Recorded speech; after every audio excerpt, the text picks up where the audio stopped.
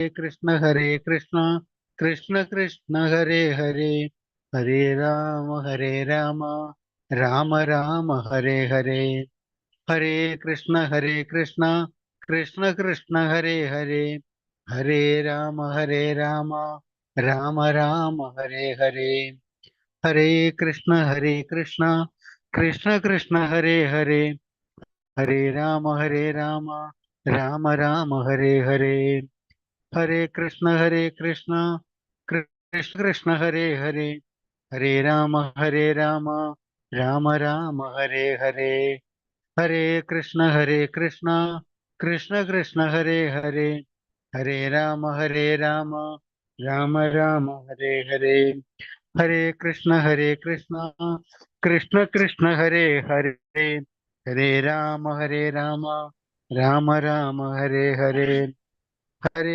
हरे कृष्ण कृष्ण कृष्ण हरे हरे हरे राम राम राम हरे हरे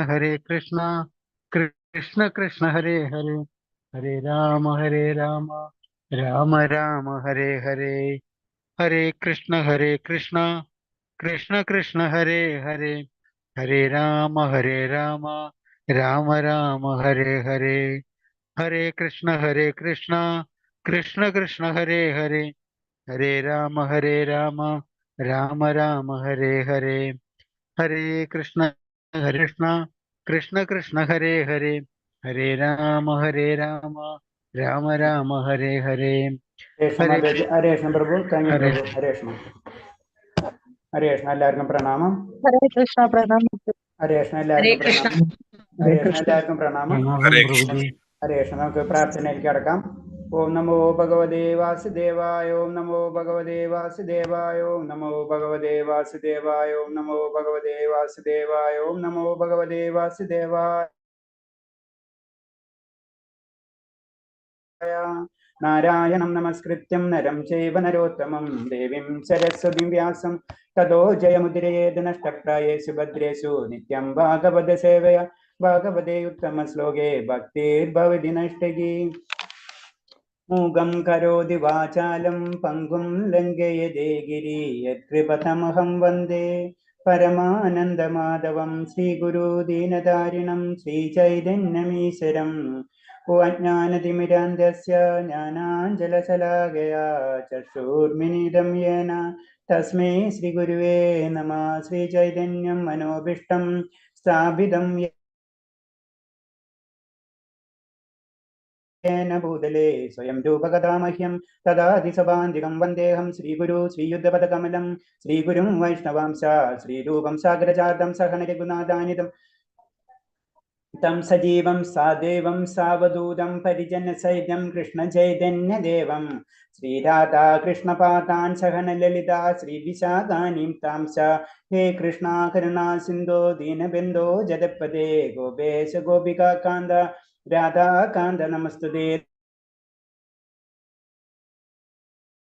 തപ്തകാഞ്ചന ഗൗരാംഗേ രാധേ വൃന്ദാവനേശ്വരി വൃഷഭാനുസുതേ ദേവി പ്രണമാമി ഹരിപ്രിയേ വാഞ്ചാകൽപതരുഭ്യശ്ച കൃപാസിന്ദുഭ്യേവ ച പതിനാം പാവനേഭ്യോ വൈഷ്ണവേഭ്യോ നമോ നമഃ നമോ വിഷ്ണുപാദായ കൃഷ്ണപ്രേഷ്ഠായ ഭൂതലേ ശ്രീമതേ ഭക്തി വേദാന്ത സ്വാമിന്നിധി നാമിനെ നമസ്തേ സാരസദേവേ ഗൗരവാണി പ്രചാരിണേ നിർവിശേഷ ശൂന്യവാദി പാശ്ചാത്യദേശധാരിണി ജയ ശ്രീകൃഷ്ണ ചൈതന്യ പ്രഭു നിത്യാനന്ദ ശ്രീ അദ്വൈത ഗദാധര ശ്രീവാസാദി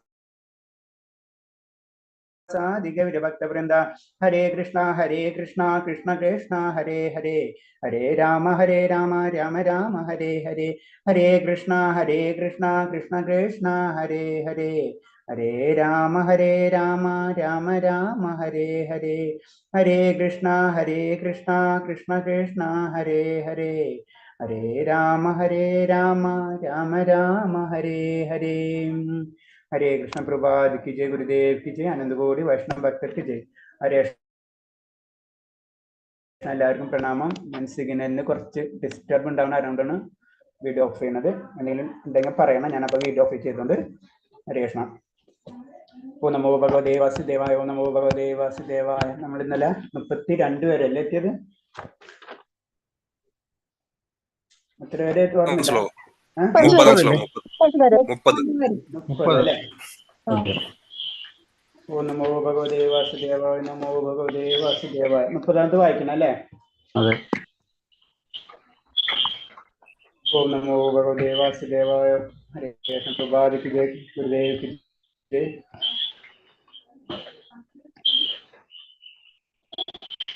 പ്രഭാതിക്ക് ജയ്. ഹരേ കൃഷ്ണ. അപ്പൊ 30ാമത്തെ ശ്ലോകം പറയുന്നത് പ്രകൃത്യൈവച്ച കർമാണി ക്രിയമാണാനി സർവസായം പ്രസാദി തദാത്മാനം അകർത്താരം സംപശ്യതേ. ഞാനതൊന്ന് മ്യൂട്ട് ചെയ്തോട്ടെ. ശരി. ഒന്ന് മ്യൂട്ട് ചെയ്യാം, എല്ലാവരും അൺമ്യൂട്ട് ആവുന്നുണ്ട്. ഒന്ന് മ്യൂട്ട് ചെയ്യാം. ഞാൻ മ്യൂട്ട് ചെയ്യുന്നുണ്ട്, ഇനി നിങ്ങൾ മ്യൂട്ട് ചെയ്യണ്ട, അൺമ്യൂട്ട് ചെയ്യണ്ട, അല്ലെങ്കിൽ തിരിച്ചേക്കും. ഓക്കെ. അപ്പൊ ഇതിൽ പറഞ്ഞ ഈ ശ്ലോകത്തിൽ പറയുന്നത് നമ്മളറിയാം പ്രകൃതി പുരുഷ ക്ഷേത്രജ്ഞൻ, ഇതിനെ പറ്റിയാണ് പറയുന്നത്. ശരിക്കും പറഞ്ഞു കഴിഞ്ഞാൽ വേറെ രീതി പറഞ്ഞാൽ നമ്മളെ പറ്റി നമ്മൾ മനസ്സിലാക്കണം, അതല്ലേ? അതായത് നമ്മളെ ആത്മാവ്, ശരീരം, പ്രകൃതി, ചുറ്റുപാട്, പിന്നെ അതേപോലെ തന്നെ ഭഗവാൻ, ഇതിനൊക്കെ പറ്റി പറയുന്ന കറക്റ്റ് ആയിട്ട് ഡീറ്റെയിൽ ആയിട്ട് നമുക്ക് പറഞ്ഞു തരുന്ന ഒരു അധ്യായമാണത്. അപ്പൊ ഇതില് ഭൗതിക പ്രകൃതി ഭൗതിക പ്രകൃതിയുടെ സൃഷ്ടമായ ശരീരമാണ് എല്ലാ പ്രവർത്തനങ്ങളും ചെയ്യുന്നതെന്നും ആത്മാവ് ഒന്നും ചെയ്യുന്നില്ലെന്നും അറിയുന്നത്ര യഥാർത്ഥത്തെ ദർശിക്കുന്നവൻ. അപ്പൊ എന്താണ്? ശരീരമാണ് എല്ലാതും ചെയ്യുന്നത്, ആത്മാവ് ഒന്നും ചെയ്യിക്കുന്നില്ല. ഇത് നമ്മൾ അതിന് മനസ്സിലാക്കണം. അപ്പൊ ഞാൻ ചെയ്യുന്നു എന്ന് പറഞ്ഞാൽ ഞാനല്ല ചെയ്യുന്നത്, ശരീരമാണ് ചെയ്യുന്നത്. ചെയ്യാൻ ശരീരഘടന അയാളെ നിർബന്ധിക്കുകയാണ്.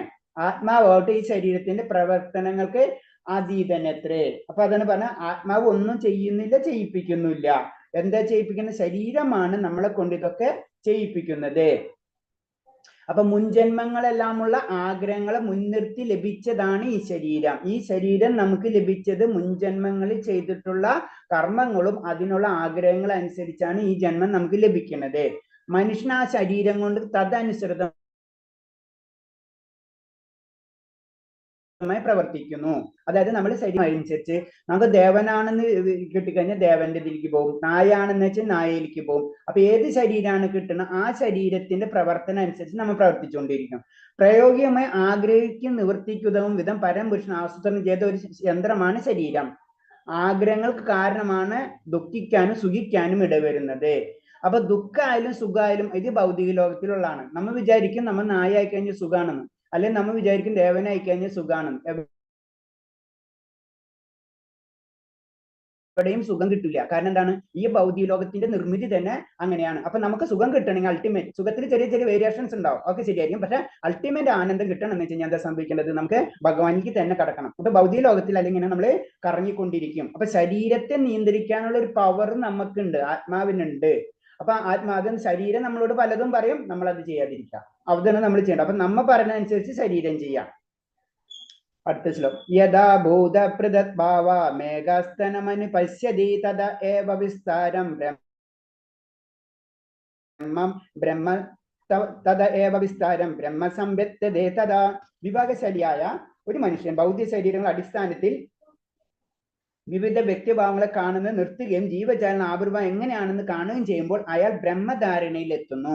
അതായത് ഒരു വ്യക്തിക്ക്, അതായത് ഭക്തന്, അതാണ് ബ്രഹ്മധാരണ എന്ന് പറഞ്ഞ, ഒരു ഭക്തന് ശരിക്കും മനസ്സിലാവും എന്തുകൊണ്ടാണ് ഓരോ വ്യക്തികൾക്ക് ഒരു നായനെ കണ്ടു കഴിഞ്ഞു കഴിഞ്ഞാൽ ആ നായക്ക് ആ ശരീരം എങ്ങനെയാണ് കിട്ടിയെന്ന് മനസ്സിലാവും. ഒരു മനുഷ്യനെ കണ്ടു കഴിഞ്ഞാൽ ആ മനുഷ്യൻ എങ്ങനെ ശരീരം കിട്ടിയെന്ന് മനസ്സിലാവും. അപ്പൊ എന്താണ്? നിർത്തുകയും ജീവജാല ആവിർഭാവം എങ്ങനെയാണെന്ന് കാണുകയും ചെയ്യുന്നു. അപ്പൊ അതിൻ്റെ ഉള്ളിലുള്ള ആത്മാവിനെയാണ് ആര് കാണുന്ന? ഒരു ഭക്തൻ കാണാൻ, അല്ലാതെ വ്യക്തി രൂപങ്ങളൊന്നല്ല കാണും. കാരണം ശരീരം എന്ന് പറഞ്ഞത് എന്താണ്? അത് പല കർമ്മങ്ങൾ കൊണ്ട് കിട്ടുന്നതാണ് ആ ശരീരം.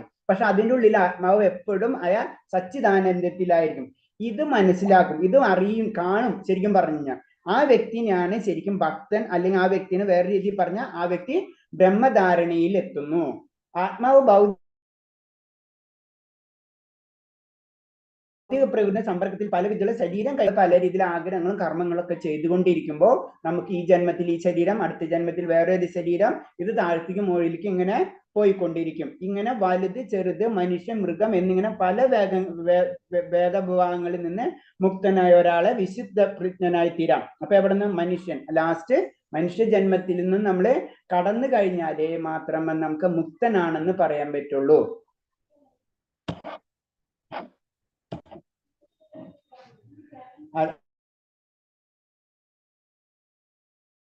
അടുത്ത ശ്ലോകം. അനാദിർനിർഗുണ്ടേയ നാകരോദിന ലിബ്ബതേ. ശാശ്വതത്തിന്റെ ദർശനം സിദ്ധിച്ചവർക്കറിയാം. അവ്യയനായ ആത്മാവ് ഇന്ദ്രിയത്തിന് അതീതനും സനാതനും പ്രകൃതിക്ക് ഗുണങ്ങൾക്ക് അതീതനുമാണ്. ഹേ അർജുന, ഈ ശരീരത്തിൽ വാഴുന്നുവെങ്കിൽ ആത്മാവ് ഒന്നും ചെയ്യുന്നില്ല, ഒന്നും അതിനെ ബാധിക്കുന്നുമില്ല. ആത്മാവിനെ പറ്റി വീണ്ടും വർണ്ണിക്കുകയാണ്. കാരണം ആത്മാവെല്ലാം ഒന്നും ചെയ്യുന്നില്ല എന്ന് നമ്മൾ പറയുന്നതാണ്. അപ്പൊ അതിന് ശാശ്വതത്തിന്റെ ദർശനം സിദ്ധിച്ചവർക്കറിയാം, അതായത് ഭക്തർക്കറിയാം. എന്ത്? ആത്മാവ് ഇന്ദ്രിയത്തിന് അതീതനാണ്. ഇന്ദ്രിയത്തിന് അധീനം എന്ന് പറഞ്ഞാൽ ഇന്ദ്രിയത്തിനെ കൺട്രോൾ ചെയ്യാനുള്ള പവർ ആത്മാവിനുണ്ട്. സനാതനാണ്, പ്രകൃതിയും ഗുണങ്ങൾക്ക് അതീതനുമാണ്. ഈ പ്രകൃതിയുടെ ഗുണങ്ങളെ നിയന്ത്രിക്കാനുള്ള കഴിവ് ആത്മാവിനുണ്ട്. അല്ലെങ്കിൽ അതിന്റെ അപ്പുറമാണ് ആത്മാവ്. അല്ലെങ്കിൽ ഭൗതികതയുമായിട്ട് ആത്മാവിന് യാതൊരു ബന്ധവുമില്ല. ശരിക്കും പറഞ്ഞ ശരീരമായിട്ട് ഡയറക്റ്റ് ടച്ച് ഇല്ല. അതാണ് ആത്മാവിന്റെ പ്രത്യേകത. പക്ഷെ ശരീരം വേണമെന്ന് വെച്ച് കഴിഞ്ഞാൽ ഇപ്പൊ നമ്മൾ പെട്ടെന്ന് മനസ്സിലാക്കും. ഇപ്പൊ ഇലക്ട്രിസിറ്റി അല്ലെ, ഇലക്ട്രിസിറ്റി നമ്മൾ ഉണ്ട്, പക്ഷെ നമുക്കത് കാണാൻ പറ്റും. അതായത് ഒരു മിക്സി വർക്ക് ചെയ്യുന്നുണ്ട് അല്ലെ, ഇലക്ട്രിസിറ്റി വേണം, പക്ഷെ ഇലക്ട്രിസിറ്റി ആണോ മിക്സി? അല്ല അല്ലെ, അങ്ങനെയാണ്. അപ്പൊ ആത്മാവ്, പക്ഷെ ആത്മാവ് ഉണ്ടെങ്കിൽ ഒന്നും എല്ലാതും വർക്ക് ചെയ്യണമെങ്കിൽ ആത്മാവ് വേണം. ഇലക്ട്രിസിറ്റി ഉണ്ടെങ്കിൽ ആ മിക്സി വർക്ക് ചെയ്യുള്ളൂ. അപ്പൊ അതിന് പറഞ്ഞു അവ്യന ആത്മാവ് ഇന്ദ്രിയത്തിന് അതീതനാണ്, സനാതനാണ്, പ്രകൃതി ഗുണങ്ങൾക്ക് അതീതനാണ്. അപ്പൊ എല്ലാ ഗുണങ്ങൾക്കും സനാതനനും ഇന്ദ്രിയങ്ങൾക്ക് അതീതനുമാണ് ശരിക്കും ആത്മാവ്. അപ്പൊ നമുക്ക് മനസ്സിലാക്കേണ്ട ഇത്രയുള്ളൂ, ഭഗവാന്റെ അംശമാണ് നമ്മൾ. അപ്പൊ ഭഗവാൻ എങ്ങനെയാണോ അതേപോലെ തന്നെ ആയിരിക്കും ആത്മാവും. ഈ ശരീരത്തിൽ വാഴുന്നെങ്കിൽ ആത്മാവ് ഒന്നും ചെയ്യുന്നില്ല, ഒന്നിനും ബാധിക്കുന്നുമില്ല. അത് ടച്ച് ഇല്ലാണ്ട് ഇങ്ങനെ നിൽക്കുകയാണ് നമ്മളെ ശരീരത്തില്. അതൊന്നും ബാധിക്കില്ല. നമ്മൾ എന്ത് ചെയ്യുന്ന കർമ്മങ്ങളൊന്നും എന്തിനെ ബാധിക്കില്ല? ആത്മാവിനെ ബാധിക്കില്ല. അപ്പൊ നമുക്ക് ജന്മം എടുക്കുന്നത് എന്താണ്? ശരീരത്തിനാണ് കിട്ടിക്കൊണ്ടിരിക്കുന്നത്, അല്ലാണ്ട് ആത്മാവിനെ അത് ബാധിക്കുന്നില്ല. തന്മൂലം ശരീര സമ്പർക്കം കാരണം ചെയ്യാനിടുന്ന കർമ്മങ്ങൾ ആത്മാവിനെ ബന്ധിക്കില്ല. അതാണ് നമ്മൾ ശരീരം കൊണ്ട് ചെയ്യുന്ന എന്ത് കർമ്മങ്ങളാണെങ്കിലും അതൊരിക്കലും ആത്മാവിനെ ബന്ധിക്കുന്നില്ല എന്നാ പറയുന്നത്. അപ്പൊ ഈ ശ്ലോകങ്ങളൊക്കെ കേൾക്കുമ്പോഴാണ് ശരിക്കും നമ്മൾക്ക് കാര്യങ്ങൾ പിടികിട്ടണത് അല്ലെ. അതിന് നമ്മളെ ഭഗവത അറ്റ്ലീസ്റ്റ് നമ്മളെ ചിന്താഗതികൾ, നമ്മൾ സാധാരണ രീതിയിൽ എല്ലാവരും ഭക്തരായിരിക്കും, ക്ഷേത്രങ്ങളിൽ പോകുന്ന കാര്യങ്ങളൊക്കെ നമ്മൾ ഇതൊക്കെ മനസ്സിലാക്കുമ്പോഴാണ് നമ്മളെ തെറ്റിദ്ധാരണകൾ പലതും മാറിപ്പോണത്. അതെന്ന് പറഞ്ഞാൽ അറ്റ്ലീസ്റ്റ് നമ്മളെ കൊണ്ടും ഇതേപോലെ തന്നെ മറ്റുള്ളവർക്ക് നമ്മൾ കൊണ്ട് അറിയാവുന്ന രീതിയിൽ നമ്മൾ പറഞ്ഞ് മനസ്സിലാക്കി കൊടുക്കണം എന്ന് പറയുന്നത്. അതാണ് പറയുന്നത്. അപ്പൊ അത് കാരണം അതിൽ നമ്മളെ നോളജ് നമ്മൾ പറയാം, അറിയാനും അറിയിക്കാനും വേണ്ടി, തർക്കിക്കാനും ജയിക്കാനും വേണ്ടി നമുക്ക് നിൽക്കേണ്ട ആവശ്യമില്ല. നമ്മൾ മറ്റുള്ളവർ അവർക്ക് അറിയാൻ ആഗ്രഹം ഉണ്ടെങ്കിൽ നമ്മൾ പറഞ്ഞു കൊടുക്കും. അപ്പൊ എന്താണ്, അത് നമ്മൾ ഗീതനെ അത്ര ഇമ്പോർട്ടൻസ് ആയിട്ട് കൺസിഡർ ചെയ്തിട്ടുള്ളത്. ഇതിലെല്ലാതും ഉണ്ട്, അതിന് ഏറ്റവും രസം ഇതിലില്ലാത്തതൊന്നുമില്ല. അപ്പൊ പ്രഭുജി, ആത്മാവ് പറയുമ്പോ എന്താ മനസ്സ് എന്ന് പറയാൻ പറ്റുമോ, അതോ ജീവ ചൈതന്യാണോ, ഭഗവാന്റെ ചൈതന്യം എന്നാണോ, എന്താണ് അപ്പൊ ആത്മാവ്? ഞാനത് ലാസ്റ്റ് ഇപ്പൊ അതായത് നോട്ട് ചെയ്ത് വെച്ചോ ക്വസ്റ്റ്യൻസ്, അത് നമുക്ക് ലാസ്റ്റ് ഡിസ്കസ് ചെയ്യാം. അല്ലെങ്കിൽ നമ്മളെ സബ്ജക്റ്റ് അങ്ങോട്ടും ഇങ്ങോട്ടൊക്കെ മാറിപ്പോകും. ഹരേ കൃഷ്ണ. അപ്പൊ നമ്മൾക്ക് മനസ്സിലാത്ത പോയിന്റ്സ് ഉള്ളൊന്ന് നോട്ട് ചെയ്ത് വെച്ചിട്ട് ലാസ്റ്റ് നമുക്ക് അത് ഡിസ്കസ് ചെയ്യാം. ഹരേ കൃഷ്ണ. അപ്പൊ പറയണെന്ന് വെച്ച് കഴിഞ്ഞാൽ ശരീരവും ആയിട്ട് യാതൊരു ഡയറക്റ്റ് ബന്ധമില്ല. ബന്ധം ഉണ്ടോന്ന് വെച്ച് കഴിഞ്ഞാൽ ബന്ധമുണ്ട്, പക്ഷെ ആത്മാവല്ല ഇതൊന്നും ചെയ്യിപ്പിക്കുന്നത്. അതാണ്. പിന്നെ അടുത്ത ശ്ലോകം. യഥാ സർവഗതം സൂക്ഷ്മ ആകാശം നോപ ലിഭ്യതേ സർവത്ര വ്യവസ്ഥിതോ ദേഹ തദാത്മനോപ ലഭ്യതേ.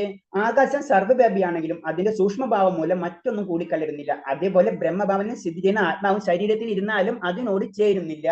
അതാണ്, അതിനോട് ചേരുന്നില്ല. ആത്മാവിന്റെ ശരീരത്തിനോട് ചേരുന്നില്ല. അന്ന് വേറെ രീതി പെട്ടെന്ന് മനസ്സിലാക്കാൻ വേണ്ടി നമ്മൾ പറയാ, നമ്മളെ പെട്രോൾ അല്ലെങ്കിൽ മണ്ണെണ്ണ എടുത്ത് കഴിഞ്ഞ് വെള്ളത്തിൽ ചേരോ? ഇല്ല അല്ലെ എന്ന് പറഞ്ഞ പോലെ തന്നെ ശരീരത്തിനോട് അത് ചേരുന്നില്ല.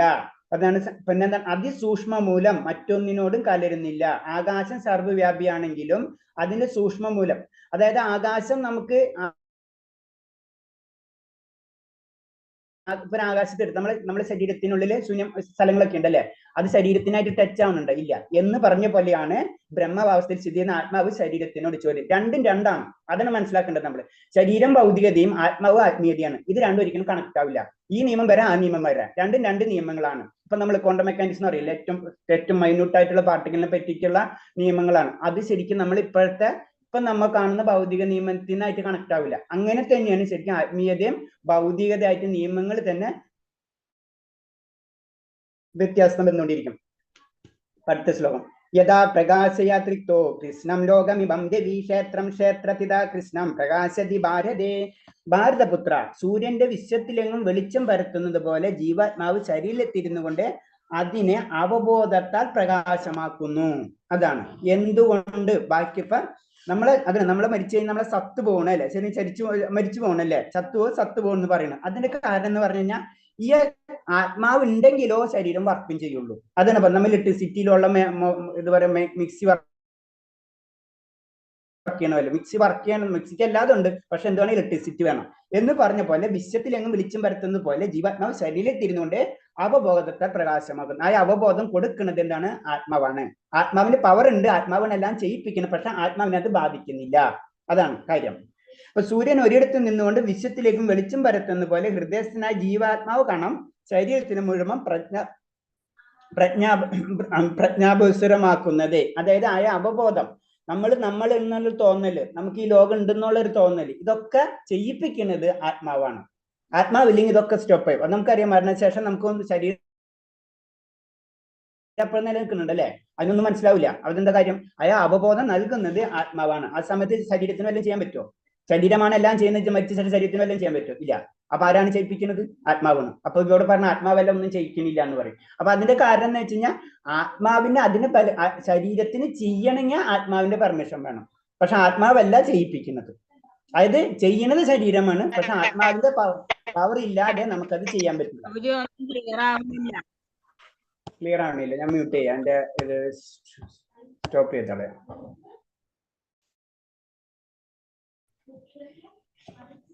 ഹരേ കൃഷ്ണ.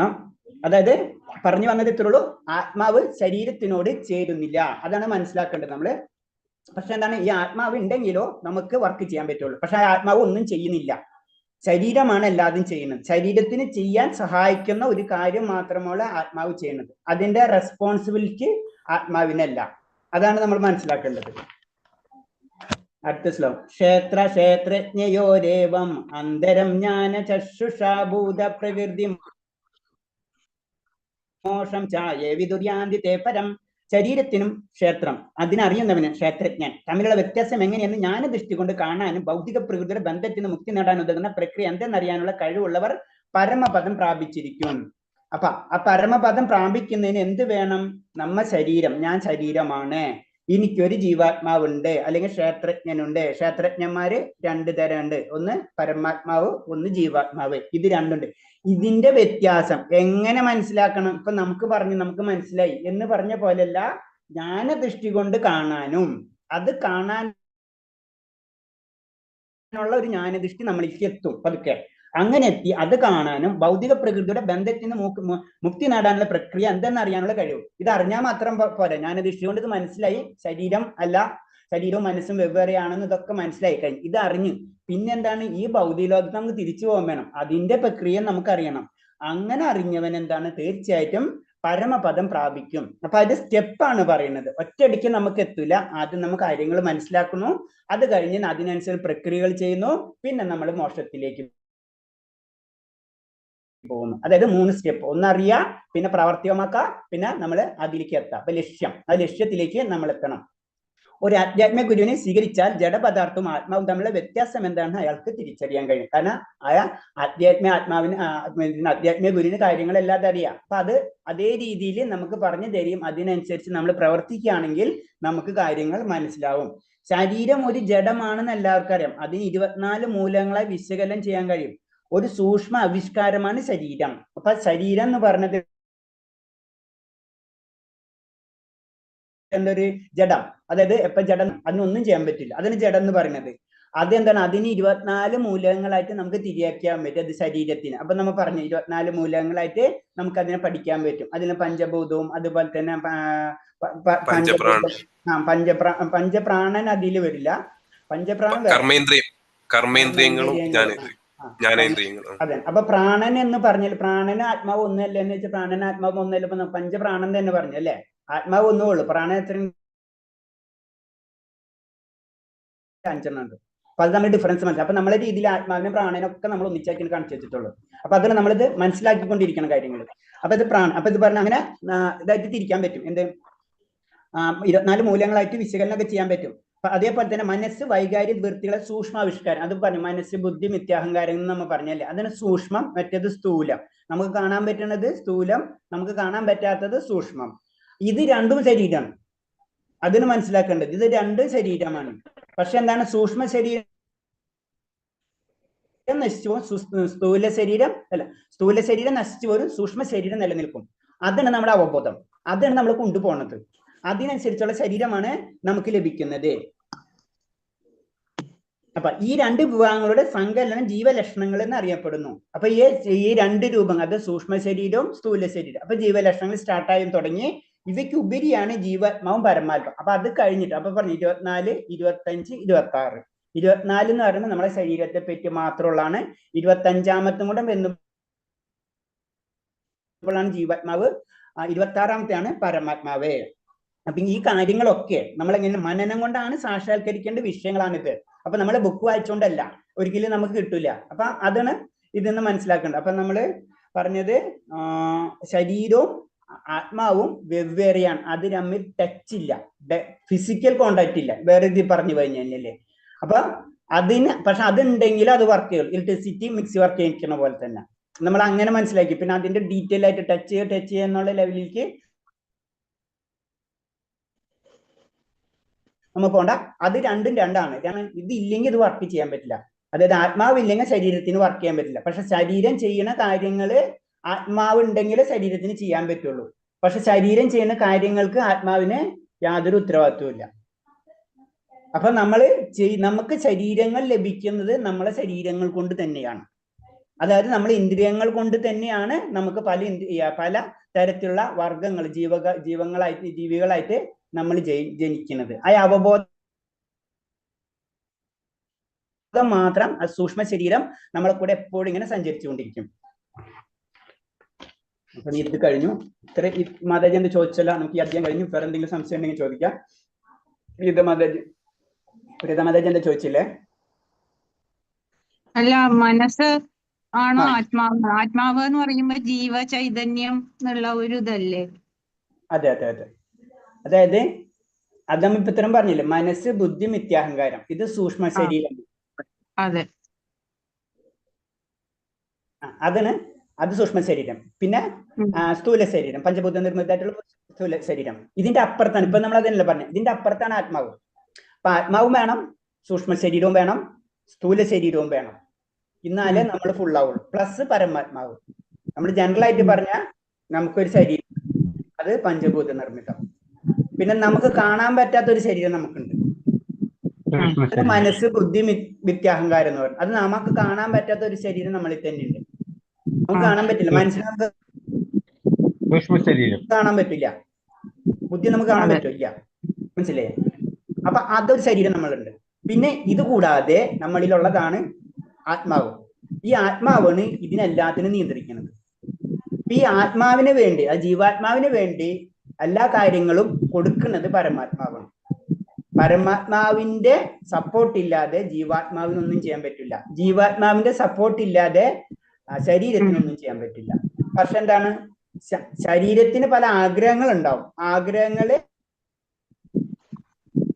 ആ ആത്മാവിന് കൂടെ നടക്കുള്ളൂ. പക്ഷെ ആത്മാവിന് ഈ ശരീരത്തിന് ചെയ്ത തെറ്റുകൾക്ക് യാതൊരു ഉത്തരവാദിത്വം ഇല്ല.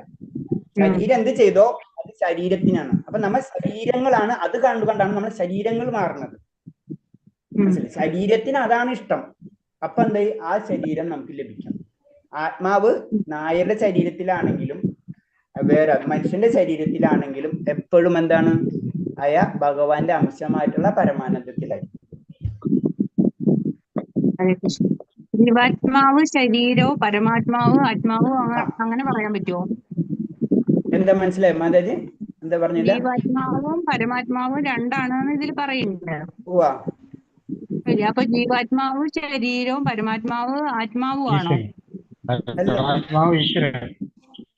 ആത്മാവ് ഈശ്വരനല്ലേ? അതെ, അതന്നെ പരമാത്മാവ്. ശരീരം ഭൗതികമായിട്ടുള്ളതല്ലേ? ഞാനൊന്നുകൂടെ പറയാം, ക്ലിയർ ആയിട്ടില്ല. ഞാനൊന്നുകൂടെ പറയാം. അതായത് നമുക്ക് ശരീരം ഉണ്ടല്ല, അതെ, നമുക്കൊരു ശരീരം ഉണ്ട്. ഇപ്പൊ നമുക്ക് നമ്മുടെ ശരീരം, ഇതല്ലാതെ തന്നെ ഒരു ശരീരം ഉണ്ട്. അത് നമ്മുടെ ഉള്ളിൽ തന്നെ ഉണ്ട്. ഇതല്ലാതെ നമ്മൾ കാണുന്ന ശരീരം അല്ലാണ്ട് ഒരു ശരീരം കൂടെ നമുക്കുണ്ട്. അത് നമ്മുടെ ഉള്ളിലുണ്ട്. അതാണ് സൂക്ഷ്മ ശരീരം എന്ന് പറയുന്നത്. അത് നമുക്ക് കാണുന്നില്ല. ഇതിനെ വർക്ക് ചെയ്യിപ്പിക്കാൻ വേണ്ടി ഒരു ശക്തി വേണ്ടേ? നമ്മുടെ ഉള്ളിലത്തെ ശരീരത്തിനെയും പുറത്തെ ശരീരത്തിനും വർക്ക് ചെയ്യിപ്പിക്കാൻ വേണ്ടി ഒരു ശക്തി വേണം, ഒരു ചൈതന്യം വേണം. ആ ചൈതന്യമാണ് ആത്മാവ്. അതാണ് ജീവാത്മാവ്. നമ്മളെ ഉള്ളിലുള്ള ജീവാത്മാവ് നമ്മളെ കൊണ്ട് തന്നെ നമ്മളെ ശരീരത്തെ, സൂക്ഷ്മ ശരീരത്തെയും സ്ഥൂല ശരീരത്തിനും വർക്ക് ചെയ്യിപ്പിക്കുന്നത് നമ്മളിലുള്ള ജീവാത്മാവ്. അപ്പൊ ഒരു ആത്മാവായില്ല. അതിന്റെ കൂടെ തന്നെ ഒരു ആത്മാവും കൂടി ഉണ്ട്. ആ ആത്മാവിന്റെ പേരാണ് പരമാത്മാവ്. അത് ഭഗവാനാണ്. ഭഗവാൻ, മറ്റേത് ഭഗവത് ചൈതന്യം. അപ്പൊ ഈ ഭഗവാന്റെ ഇതില്ലാതെ, അതാണ് നമ്മൾ എന്ത് ചെയ്യുന്ന കാര്യവും ഭഗവാൻ മനസ്സിലാവുണ്ടെന്ന് പറഞ്ഞ കാരണം ഭഗവാൻ നമ്മളെ കൂടെ നിലനിൽക്കുന്നുണ്ട്. ഏത് സമയം നമ്മുടെ ഉള്ളില് ഭഗവാൻ ഉണ്ട്. അതാണ് നമ്മൾ ഭക്തിയിലേക്ക് വരുമ്പോ ഓട്ടോമാറ്റിക്കായിട്ട് ഭഗവാനെ നമുക്ക് കാണാൻ പറ്റുന്നത്. അതാണ് ഭഗവാൻ അറിയാം നമുക്ക് ചെയ്യാൻ ആഗ്രഹമുണ്ട്. അപ്പൊ നമുക്ക് അതിന് കൂടുതലുള്ള കാര്യങ്ങൾ ചെയ്തു തരുന്ന പറയുന്നതിന്റെ ഒരു കാര്യമാണ് ഈ പരമാത്മാവിന്റെ ഒരു സമ്മതി ഇല്ലാതെ ജീവാത്മാവിനൊന്നും ചെയ്യാനും പറ്റില്ല. ജീവാത്മാവിന്റെ സമ്മതി ഇല്ലാതെ ശരീരത്തിനൊന്നും ചെയ്യാൻ പറ്റില്ല. ജീവാത്മാവിന് പരമാത്മാവിന്റെ സ്വാധീനം ഇല്ലാതെ പരമാത്മാവിന്റെ സമ്മതി ഇല്ലാതെ ജീവാത്മാവിനൊന്നും ചെയ്യാൻ പറ്റില്ല. ജീവാത്മാവിന്റെ സമ്മതി ഇല്ലാതെ ശരീരത്തിനും ഒന്നും ചെയ്യാൻ പറ്റില്ല. അതല്ല നമ്മൾ മരിച്ചു പോയിക്കാൻ നമുക്ക് വല്ലതും ചെയ്യാൻ പറ്റും? നമ്മുടെ ശരീരം അവിടെ കിടക്കല്ലേ, വല്ല കാര്യം ഉണ്ടോ? മനസ്സിലായില്ലേ? അപ്പൊ ആയ ശരീരം ചെയ്യുന്ന കർമ്മങ്ങൾ അത് ആത്മാവിനെ ബാധിക്കില്ല. ആത്മാവ് ചെയ്യാനുള്ള പവർ കൊടുക്കുന്നത് മാത്രമേ ഉള്ളൂ. അതിന്റെ ഉത്തരവാദിത്തം ആത്മാവ് ഏറ്റെടുക്കില്ല. അത് ശരീരം തന്നെയാണ് അവിടെ നിൽക്കുന്നത്. അത് സൂക്ഷ്മ ശരീരമായിട്ട് നിലനിൽക്കും. നമ്മൾ മരിച്ചു പോയാലും നമ്മൾ സൂക്ഷ്മ ശരീരമായിട്ട് അവിടെ നിലനിൽക്കുന്നുണ്ട്. ഈ ആത്മാവും സൂക്ഷ്മ ശരീരമായിട്ടാണ് പോണത്. നമ്മൾ ആത്മാവും ഉണ്ടാവും, അതിന്റെ ചുറ്റും ഒരു ശരീരം ഉണ്ടാവും. നമ്മള് പറയില്ല, ഒരു പാക്കറ്റ് പോലെ പോണെന്ന് വിചാരിക്കാം. നമ്മൾ മരിച്ചു, എക്സാമ്പിൾ, നമ്മൾ മരിച്ചു കഴിഞ്ഞാല് നമ്മളെ സ്ഥൂല ശരീരം നശിച്ചുപോയി, സ്ഥൂലം ചരിച്ചുപോയി, നമ്മൾ കാണുന്ന ശരീരം നശിച്ചുപോയി. പക്ഷെ നമുക്ക് കാണാത്ത ഒരു ശരീരം ആത്മാവിന്റെ കൂടെ പോവാം. അല്ലെ? ഈ ആത്മാവിന്റെ കൂടെ ആ സ്ഥൂല ശരീരം പോകും. സൂക്ഷ്മ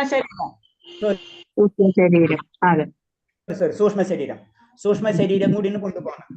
അപ്പൊ ആ സൂക്ഷ്മ ശരീരത്തിന് എല്ലാ കാര്യങ്ങളും മനസ്സിലാവും.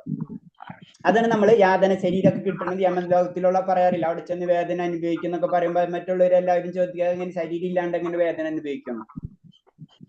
മനസ്സിലായില്ലേ? മനസ്സിലായ?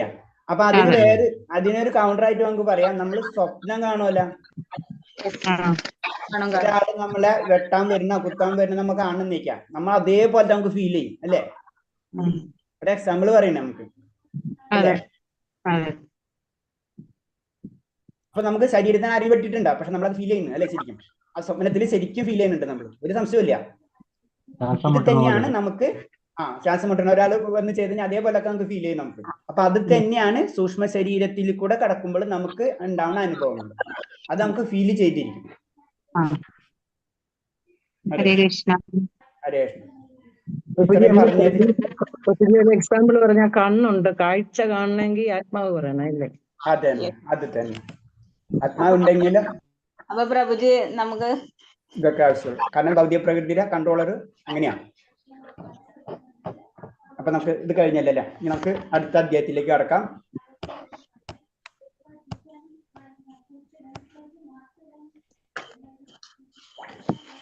അടുത്ത അധ്യായം 14, ഭൗതിക പ്രകൃതിയുടെ ത്രിഗുണങ്ങൾ. ഇത് നമ്മളെപ്പോഴും പറഞ്ഞേക്കുന്നതാണ്, ഭൗതിക പ്രകൃതി ത്രിഗുണങ്ങൾ. ഇതെന്ന് പറയണെന്ന് വെച്ച് കഴിഞ്ഞാല് നമ്മൾ പറഞ്ഞല്ല, നമ്മളിപ്പോ കുറച്ചു നേരത്തെ പറഞ്ഞ ശരീരം ഇപ്പൊ ഈ കഴിഞ്ഞ അതിന്റെ തന്നെ ഒരു കണ്ടിന്യൂഷൻ ആണിത്. ശരീരം എന്ത് ചെയ്യിക്കണം? നമ്മളെ കൊണ്ട് പല വർക്കും ചെയ്യിപ്പിക്കണം. അതായത് ആത്മാവിനെ കൊണ്ട് സമ്മതിപ്പിച്ച് ചെയ്യിപ്പിക്കണം. നമ്മൾ പറഞ്ഞു വേറെ രീതി പറഞ്ഞു കഴിഞ്ഞാൽ ഒരമ്മ മകന് എന്തെങ്കിലും ചെയ്യാൻ കൊടുക്കണമല്ലോ, മകൻ കടന്ന് വാശി എടുക്കുമ്പോ അമ്മ സമ്മതിക്കണ പോലെ തന്നെയാണ് കാര്യം നടക്കണം. അതായത് ശരീരം കടന്ന് ബഹളം ഉണ്ടാക്കും. ഇന്ദ്രിയങ്ങൾ പല കാര്യം കാണും, അതനുസരിച്ച് പ്രവർത്തിക്കാൻ തുടങ്ങും. അപ്പൊ ലാസ്റ്റ് തെറ്റാണെങ്കിലും ശരിയാണെങ്കിലും സമ്മതിച്ചു കൊടുക്കാം. അതാണ് ആത്മാവ് ചെയ്യണം. അപ്പൊ ആത്മാവിന് എന്താ, അതിന് ബന്ധില്ല. ഇതിന്റെ കുറച്ചും കൂടെ ഡീറ്റെയിൽ ആയിട്ട് വരുമ്പോഴാണ് ഭൗതിക പ്രകൃതിയുടെ ത്രിഗുണങ്ങൾ. എന്തുകൊണ്ടാണ് ശരീരത്തിന് അങ്ങനെ തോന്നുന്നത്, എന്തുകൊണ്ടാണ് നമുക്ക് പല ആഗ്രഹങ്ങൾ ഉണ്ടാവുന്നത്? ആഗ്രഹങ്ങളുള്ള കാരണം കൊണ്ടാണല്ലോ നമ്മൾ ഇവിടെ കിടന്ന് കറങ്ങുന്നത്. ആ കറങ്ങാനുള്ള കാരണം എന്തേ? അപ്പൊ അതിനുള്ള കാരണമാണ് ഈ ത്രിഗുണങ്ങൾ. അപ്പൊ ത്രിഗുണങ്ങൾ എന്ന് പറയുമ്പോൾ ഭൗതിക പ്രകൃതിയിലുള്ള ഗുണങ്ങൾ. അപ്പൊ ഭൗതിക പ്രകൃതി, അത് ഞാൻ അതൊന്നും കൂടെ പെട്ടെന്ന് നമുക്ക് മനസ്സിലാക്കാൻ പറ്റുന്ന രീതിയിൽ നമ്മൾ സൂപ്പർ മാർക്കറ്റിന്റെ കഥ എടുത്താൽ മതി. അവിടെ കുറെ സാധനങ്ങൾ ഇരിക്കുന്നുണ്ട് അല്ലെ? സത്യം പറഞ്ഞു കഴിഞ്ഞാൽ ആ സാധനങ്ങളാണ് നമ്മളെ കൊണ്ട്, ആ സാധനങ്ങൾ അവിടെ ഇരിക്കും. കപ്പിപ്പൊടി ഉണ്ടാവും, പിന്നെ അതേപോലെ തന്നെ പഞ്ചസാര ഉണ്ടാവും, അതേപോലെ തന്നെ നമുക്ക് ആവശ്യമുള്ളത് ആവശ്യമില്ലാത്ത സാധനങ്ങളൊക്കെ ഇരിക്കുന്നുണ്ടാവും. അതിന്റെ അഡ്വർടൈസ്മെന്റുകളൊക്കെ നമുക്ക് കണ്ടിട്ടുണ്ടാവും.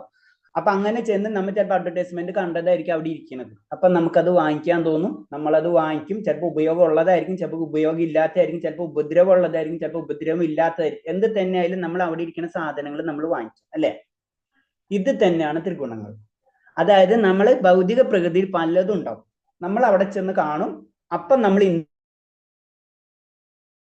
ഇന്ദ്രിയങ്ങളോ, അതിനൊരു നമ്മൾ എക്സാമ്പിൾ പറഞ്ഞു കഴിഞ്ഞാൽ ഒരു പൂവ് കാണണം. അപ്പൊ പൂവ് കാണുമ്പോ അപ്പൊ ആ പ്രകൃതിയിലെ പൂവുകളാണ് അവിടെ ഉണ്ട് അല്ലെ? നമ്മളത് കാണണം, കണ്ണുകൊണ്ട് കണ്ടു. പിന്നെ നമ്മൾ അടുത്തേക്ക് എന്തിലേക്ക് എത്താം? കണ്ണുകൊണ്ട് കണ്ടു കഴിഞ്ഞാൽ പലരും ചിന്താഗതി അനുസരിച്ച് ചിലർ എന്ത് ചെയ്യും, അപ്പൊ കണ്ണുകൊണ്ട് കണ്ടു കഴിഞ്ഞാൽ അപ്പൊ ഇന്ദ്രിയത്തിന്റെ വർക്ക് കഴിഞ്ഞാൽ അവിടെ കണ്ടു. പിന്നെ അടുത്ത വർക്ക് ആയിരിക്കണം വരാ, മനസ്സിലേക്കാണ്. കണ്ട സാധനം നമ്മളെ ചിന്തയിലേക്ക് വരും, മനസ്സിലേക്ക് വരും. ആ പൂവുണ്ടല്ലോ, അത് നല്ല ഭംഗി ഉണ്ടല്ലോ എന്ന് നമ്മൾ ചിന്തിക്കും. അപ്പൊ ചിന്തയിലേക്ക് വന്നു, മനസ്സിലേക്ക് വന്നു. ആദ്യം കണ്ടോളൂ കണ്ണുകൊണ്ട്, പിന്നെ ചിന്തയിലേക്ക് വന്നു. ചിന്ത കണ്ടു, മനസ്സിൽ വന്നു, ആ പൂവ് നല്ല ഭംഗിയുണ്ട്, അങ്ങനെ അങ്ങനെ എന്തിനൊക്കെ ചിന്തിക്കുക. അത് കഴിഞ്ഞപ്പോ ചിന്തകൾ തന്നെ മനസ്സിൽ, അതാണ് അവബോധം അവിടെ വരുന്നത്. ആ അവബോധം എങ്ങനെയാണ്? ചിലർക്ക് ആ പൂ കണ്ടു കഴിഞ്ഞാൽ അത് പൊട്ടിക്കാൻ തോന്നും, ചിലർക്ക് ചിലപ്പോൾ അതിനൊന്നും കൂടെ വെള്ളം ഒഴിച്ചൊന്നും കൂടെ കുറച്ച് പൂക്കൾ ഉണ്ടാവാൻ തോന്നും. അതാണ് അവബോധത്തിൽ അവിടെ വരുന്നത്. അങ്ങനെ പല രീതിയിലുണ്ടാവും. എന്തായാലും അതിനനുസരിച്ച് നെക്സ്റ്റ് സ്റ്റെപ്പ് എന്താണ്? ബുദ്ധി വർക്ക് ചെയ്യണം. നമ്മൾ എന്താണ് അതിനു വേണ്ടി അപ്പൊ ചിന്തിക്കണ എന്താണ്? ആ പൂവ് കണ്ടു, ആ പൂവിന്റെ അടുത്ത ആക്ഷൻ എനിക്കത് വേണം നമ്മൾ ചിന്തിക്കുന്ന ഒരു വ്യക്തി എന്നേക്കാം. അപ്പൊ പൂവ് പൊട്ടിക്കണം അല്ലെ? പൂവ് പൊട്ടിക്കണമെങ്കിൽ നമ്മൾ എന്ത് ചെയ്യണം? നമുക്ക് ബുദ്ധി വെച്ചിട്ട് നമ്മൾ എങ്ങനെ പോകണം നമ്മൾ ചിന്തിക്കും. ചിലപ്പോൾ കുറച്ച് മുകളിലാണെങ്കിൽ നമ്മൾ കയറി പൊട്ടിക്കേണ്ടി വരും, താഴത്തിന് നടന്നു പോകേണ്ടി, എങ്ങനെയാണെങ്കിലും ഒരു ആക്ഷൻ അവിടെ വേണം. ആ ആക്ഷനുള്ള കാര്യങ്ങൾ ചെയ്തു കൊടുക്കുന്ന ബുദ്ധിയാണ്. ബുദ്ധി വെച്ചിട്ടുണ്ടെങ്കിൽ നമ്മൾ ചിലപ്പോൾ കൂട്ടിന്റെ ഉള്ളിൽ എവിടെയെങ്കിലും ആയിരിക്കും. അപ്പൊ അതിനനുസരിച്ച് ബുദ്ധി നമ്മൾ പ്രവർത്തിക്കേണ്ടി വരും. അപ്പൊ ആ ബുദ്ധിക്ക് അനുസരിച്ച് ബുദ്ധി പറയും ഇതിങ്ങനെ ചെയ്താലേ അത് കിട്ടുള്ളൂ. അപ്പൊ ബുദ്ധിയുടെ ആക്ഷൻ കഴിഞ്ഞു. അപ്പൊ ആദ്യം കഴിഞ്ഞ പ്രകൃതി, ആ പുഷ്പം, അത് കഴിഞ്ഞ് മനസ്സിലേക്ക് വന്നു, അത് നെക്സ്റ്റ്. അത് കഴിഞ്ഞ് ബുദ്ധി പ്രവർത്തിക്കാൻ തുടങ്ങി. അത് എങ്ങനെ കൈക്കലാക്കാം, അല്ലെങ്കിൽ അതിന് വെള്ളം ഒഴിച്ചു കൊടുക്കുക, ഏത് വേണമെങ്കിലും, ഏത് ഓരോരുത്തരെ അവബോധം അനുസരിച്ച് മാറും അത്. അത് കഴിഞ്ഞ് ബുദ്ധി നമ്മളോട് പറഞ്ഞു അതിങ്ങനെ കൈക്കലാക്കാം, ശരി. അത് കഴിഞ്ഞിട്ടാണ് പിന്നീട് വരുന്നത് ആത്മാവ്. ഇത് കൈക്കലാക്കാന്ന് ബുദ്ധി പറഞ്ഞ അവിടെ നിൽക്കുക, ഇത് സമ്മതിക്കണം. ആര് സമ്മതിക്കണം? ആത്മാവ് ഓക്കെ പറഞ്ഞാലോ പിന്നെ ആക്ഷൻ സ്റ്റാർട്ട് ആവുള്ളൂ. അപ്പൊ ഓക്കെ എന്ന് പറഞ്ഞു കഴിഞ്ഞാൽ പിന്നെന്താ? നമ്മളെ ശരീരം വർക്ക് ചെയ്യാൻ തുടങ്ങും. ആ ശരീരം നമ്മൾ കൈകാലുകളായിട്ട് വർക്ക് ചെയ്ത് ആ ചെന്ന് നമ്മൾ പൊട്ടി. മനസ്സിലായോ? അപ്പൊ അതാണ് ഈ സംഭവം. അപ്പൊ എവിടെയാണ് ത്രിഗുണങ്ങൾ? എന്താണ്? ആ ചുറ്റുപാടാണ്. അതാണ് ഇതിൽ പറഞ്ഞു. ഇനി ത്രിഗുണങ്ങളെ പറ്റി പറഞ്ഞു. ഈ ത്രിഗുണങ്ങൾ തന്നെ 3 ഗുണങ്ങളായിട്ട് ജനറൽ ആയിട്ട് ഡിവൈഡ് ചെയ്തിരിക്കുന്നതാണ്. ഇപ്പൊ നമ്മൾ പറഞ്ഞ പോലെ പൂവ് അല്ലെങ്കിൽ വേറെ എന്തെങ്കിലും രീതിയിലുള്ളത്, അപ്പൊ നമുക്ക് കാപ്പിപ്പൊടി, പഞ്ചസാര എന്നൊക്കെ പറഞ്ഞ പോലെ തന്നെ ഇതിനെ ജനറൽ ആയിട്ട് 3ആയിട്ട് ഡിവൈഡ് ചെയ്തിരിക്കുകയാണ്. ഒന്ന് സത്വഗുണം, രജോ ഗുണം, തമോ ഗുണം. ജനറൽ ആയിട്ട് നമ്മളിപ്പോ വീട്ടു സാധനങ്ങൾ പിന്നെ വേറെ സാധനങ്ങൾ എന്നൊക്കെ പറഞ്ഞ പോലെ 3 ജനറൽ ആയിട്ട് ഡിവൈഡ് ചെയ്തിരിക്കുന്നത്. സത്വഗുണം, രജോ ഗുണം, തമോ ഗുണം. ഇതിൽ തന്നെ പല ഏറ്റക്കുറച്ചിൽ ഏത് സമയത്തും വന്നുകൊണ്ടിരിക്കും. അത് സംബന്ധിച്ച് സിമ്പിൾ ആയിട്ട് ഞാൻ പറയാം. നമ്മൾ കാലത്ത് എനിക്ക് എന്ത് ഗുണമായിരിക്കും? സത്വഗുണം. കുറച്ചും കൂടെ കഴിയുമ്പോൾ രജോ ഗുണം, വൈകിട്ടാകുമ്പോഴോ തമോ ഗുണം. ഇത് ഭൗതിക പ്രകൃതിയിൽ മുഴുവനും നിറഞ്ഞിരിക്കുകയാണ്. അതേപോലെ ജീവജാലങ്ങൾ എടുത്തു കഴിഞ്ഞാൽ പശു എന്ന് പറയുമ്പോൾ സത്വഗുണം, നായ എന്ന് പറയുമ്പോൾ രജോഗുണം, പന്നി എന്ന് പറയുമ്പോൾ തമോ ഗുണം. നമ്മളിൽ തന്നെ ചില ടൈമിൽ നമുക്ക് രജോഗുണം ഉണ്ടാവും, ചില ദിവസങ്ങളിൽ ഫുള്ള് രജോഗുണമായിരിക്കും, ചില സമയത്ത് ഫുള്ള് തമോ ഗുണമായിരിക്കും, ചില ദിവസങ്ങളിൽ സാത്വഗുണം, ചില വർഷങ്ങളാവാം. അതേപോലെ തന്നെ നമ്മളെ ക്ഷേത്രങ്ങൾ സാത്വികഗുണമുള്ള സ്ഥലമാണ്. അത് തന്നെ നമ്മുടെ സിറ്റീസ് അവിടെ എന്താണ്? രജോ ഗുണമാണ്, ഓട്ടണം, ഭയങ്കര ബഹളമാണ്. തമോ ഗുണം അങ്ങനത്തെ ഏരിയകൾ നമുക്കറിയാം, അതായത് നെഗറ്റീവ് ആയിട്ടുള്ള അതൊക്കെ തമോ ഗുണം. അപ്പൊ സ്ഥലങ്ങളിൽ കാണാം. അങ്ങനെ എല്ലായിടത്തും ഇത് കാണാം. അതാണ് ഭൗതിക പ്രകൃതിയുടെ ത്രികോണം. എല്ലായിടത്തും നമുക്ക് ഇതിനെ ദർശിക്കാൻ കഴിയും. അപ്പൊ അങ്ങനെ അത് ഓരോ വ്യക്തിയിൽ തന്നെ കാണാൻ പറ്റും. ഓരോ വ്യക്തിയിൽ ഓരോ സമയത്തിനനുസരിച്ച് പറ്റും. ചില വ്യക്തികൾ സാത്വിക ഗുണം കൂടുതലുള്ള വ്യക്തികളായിരിക്കും, ചില വ്യക്തി രജോ ഗുണം കൂടുതലുള്ള വ്യക്തികളായിരിക്കും, ചില ഗുണം തമോ ഗുണം കൂടുതലുള്ള വ്യക്തികളായിരിക്കും. ഇത് തന്നെ ഏറ്റക്കുറച്ചിലൊക്കെ വന്നുകൊണ്ടിരിക്കും. ചില സമയത്ത് രജഗുണം കൂടും, തമോ ഗുണം കൂടും, ചിലപ്പോൾ അങ്ങനെയൊക്കെ വ്യത്യാസം വന്നുകൊണ്ടിരിക്കും. ഇതിന്ന് എങ്ങനെ രക്ഷ നേടാം? ഇതിന്ന് നമ്മൾ രക്ഷ നേടാനാണ് പറയുന്നത്. ശരിക്കും ഇതിന്റെ ഇന്ദ്രിയങ്ങളെ നിയന്ത്രിക്കാന്നൊക്കെ പറഞ്ഞാലും ഇന്ദ്രിയങ്ങൾ എന്താണ് ഈ ഭൗതിക പ്രകൃതി ത്രിഗുണങ്ങളായിട്ട് ബന്ധപ്പെട്ട് കിടക്കണം അല്ലെ. നമുക്ക് കാണുന്ന കാരണം കൊണ്ടാണ്, അല്ലെങ്കിൽ നമുക്ക് കേൾക്കുന്നത് കാരണം കൊണ്ടാണ്, അല്ലെങ്കിൽ സ്പർശിക്കുന്ന കാരണം കൊണ്ടാണ്, അല്ലെങ്കിൽ സ്മെല്ല് ചെയ്യുന്ന കാരണം കൊണ്ടാണ് ഇതൊക്കെ സംഭവിക്കുന്നത്. അപ്പൊ അതിനൊരു കാരണം അവിടെ ഉണ്ട്. അത് കാരണം കൊണ്ടാണ് ഇത് വർക്ക് ചെയ്യുന്നത്. അപ്പൊ കാരണം കണ്ടുപിടിച്ച് നമുക്ക് ഇതാണ് മനസ്സിലായി. ആ കാരണത്തെ അങ്ങോട്ട് മാറ്റി. നമ്മുടെ സൂപ്പർ മാർക്കറ്റിൽ പോയി അവിടെ ഒന്നും ഇല്ലെങ്കിൽ നമ്മൾ എന്ത് കാണാം? ഒന്നും കാണാനില്ല. മനസ്സിലായി? അത് മനസ്സിലാക്കി അതിനനുസരിച്ച് പ്രവർത്തിക്കുക. അതാണ് ഭൗതിക പ്രകൃതി ത്രിഗുണം. അതിന്ന് രക്ഷ നേടാം. അതാണ് ഈ അധ്യായത്തിൽ കൂടെ പറയുന്നത്. അപ്പൊ ഒന്നും കൂടെ ഡീറ്റെയിൽ ആയിട്ട് നമുക്ക് പറഞ്ഞു തരാണ്. ആദ്യത്തെ ശ്ലോകം ശ്രീ ഭഗവാനുവാച പരം ഭൂയ പ്രവിശാമി ജ്ഞാനാനം ജ്ഞാനമുത്തമം യജ്ഞേതു മുനിയാ സർവ പരം സിദ്ധമിതോ ഗതാ. പരമദിവ്യത്വം പുരുഷൻ പറഞ്ഞു. എന്തിനെ കുറിച്ച് കൊണ്ടാണ് ഋഷിമാർ തികഞ്ഞ പരിപൂർണം നേടിയിട്ടുള്ളത്? സർവകൃഷ്ടമായ ആ പരമജ്ഞാനത്തെ പറ്റി ഞാൻ വീണ്ടും നിന്നോട് പറയാം. അപ്പൊ ഞാൻ വീണ്ടും നിന്നോട് പറയാം. പലപ്പോഴും ത്രിഗുണങ്ങളെ പറ്റി ഭഗവാൻ പല രീതിയിലും പല ശ്ലോകങ്ങളിലും ടച്ച് ചെയ്തിട്ടുണ്ട്. ഒന്നും കൂടെ ഡീറ്റെയിൽ ആയിട്ട് ഞാൻ നിനക്ക് പറഞ്ഞു തരാം. കാരണം എന്ന് വെച്ചാൽ ഋഷിമാർ അറിവുള്ളവർ അല്ലെ, അവര് ഇതറിഞ്ഞിട്ട് അതിനനുസരിച്ച് വർക്ക് ചെയ്തിട്ടുണ്ട്. അത് കാരണം അവർക്ക് അങ്ങനെ മോചനം ലഭിച്ചിട്ടുണ്ട്. അപ്പൊ ഈ അധ്യായത്തിൽ പറയുന്നത് എന്താണ്? ഈ ഭൗതിക പ്രകൃതി ത്രിഗുണങ്ങൾ എന്തെല്ലാമാണെന്നും അവ എങ്ങനെ പ്രവർത്തിക്കുന്നു, ആത്മാവിനെ അവ കുടുക്കിൽപ്പെടുത്തുന്നതും മോചിപ്പിക്കുന്നതും ഏത് വിധേയത്തിലാണെന്ന് ഈ അധ്യായത്തിൽ പരമപുരുഷൻ പറയുന്നു. ഈ ഭൗതിക പ്രകൃതി ഈ ആത്മാവിനെ എങ്ങനെ കുടുക്കപ്പെട്ടിരിക്കുന്നു, അത് എങ്ങനെയാണ് നമ്മൾ ഈ ബന്ധസ്ഥരായിരിക്കുന്നത് ഭൗതിക പ്രകൃതിയിൽ നിന്ന്, അതിൽ നിന്ന് എങ്ങനെ രക്ഷ നേടാമെന്നും ഒക്കെ ഈ അധ്യായത്തിൽ പറയുന്നു. അത് അടുത്ത ശ്ലോകം. ഇതാ ജ്ഞാനമുപാശ്രി മമ സ്വധർമ്മമാകഥാ സർവോപിനാപജായതേ പ്രബലേന വ്യതിച്ഛത. ഈ ജ്ഞാനത്തിൽ ഉറച്ചു നിൽക്കുന്നുണ്ട് എന്റേതിന് സമാനമായ അതീന്ദ്ര ഭാവത്തെ പ്രാപിക്കാൻ കഴിയും. ഇങ്ങനെ ഉറച്ചു നിന്ന് കഴിഞ്ഞാൽ ഒരുവൻ സൃഷ്ടികാലത്ത് ജനിക്കുമില്ല, പ്രളയകാലത്ത് ആകുല ചിത്തനും ആകുകയില്ല. അപ്പൊ ഭഗവാൻ പറയുന്നത് ഈ ജ്ഞാനത്തിൽ, ഏത് ജ്ഞാനത്തിൽ? ഭൗതിക പ്രകൃതി എന്നാണ് എന്താണെന്ന് മനസ്സിലാക്കുകയും അതിനനുസരിച്ച് പ്രവർത്തിക്കുകയും ചെയ്യുന്ന വ്യക്തി, ആ വ്യക്തിക്ക് എന്താണ്? എന്നെ പ്രാപിക്കാൻ കഴിയും. എന്നെ പോലെ എന്റേതിന് സമാനമായ അതീന്ദ്ര ഭാവത്തെ. അപ്പൊ ഭഗവാനോട് പോലെ തന്നെ അയേ ലെവലിലേക്ക് നമുക്ക് ഉയരാൻ കഴിയും. അങ്ങനെ ഉറച്ചു നിന്ന് കഴിഞ്ഞാൽ സൃഷ്ടികാലത്ത് ജനിക്കുമില്ല, പ്രളയകാലത്ത് ആകുല ചിത്തൻ. അപ്പൊ രണ്ട് കാര്യമാണുള്ളത്, ജനിക്കുക മരിക്കുക. മനസ്സിലായി? ഇത് ഉണ്ടാവില്ല. ഇത് ഭഗവാൻ കാര്യം തരണം. കാരണം എന്താണ്? കാര്യം മനസ്സിലായി അതിനനുസരിച്ച് നമ്മൾ പ്രവർത്തിക്കാൻ കഴിയും. അപ്പൊ ഇങ്ങനെ ലഭിച്ചു കഴിഞ്ഞാൽ നമുക്ക് എന്താണ്? പരമദിവ്യത്വം പുരുഷനോട് തുല്യമായി തീരാം. തുല്യമായി എന്ന് പറഞ്ഞാൽ അതിന് അതേപോലെ ഗുണം, അതിന് ഭഗവാനല്ല അതിന്റെ അർത്ഥം. ഞാൻ ഭഗവാനായി നമുക്ക് ഒരിക്കലും ചിന്തിക്കാം. അതിനോട് മാച്ചായിട്ടുള്ള ക്വാളിറ്റി നമ്മൾക്ക് കിട്ടിയിട്ടുണ്ടാവും.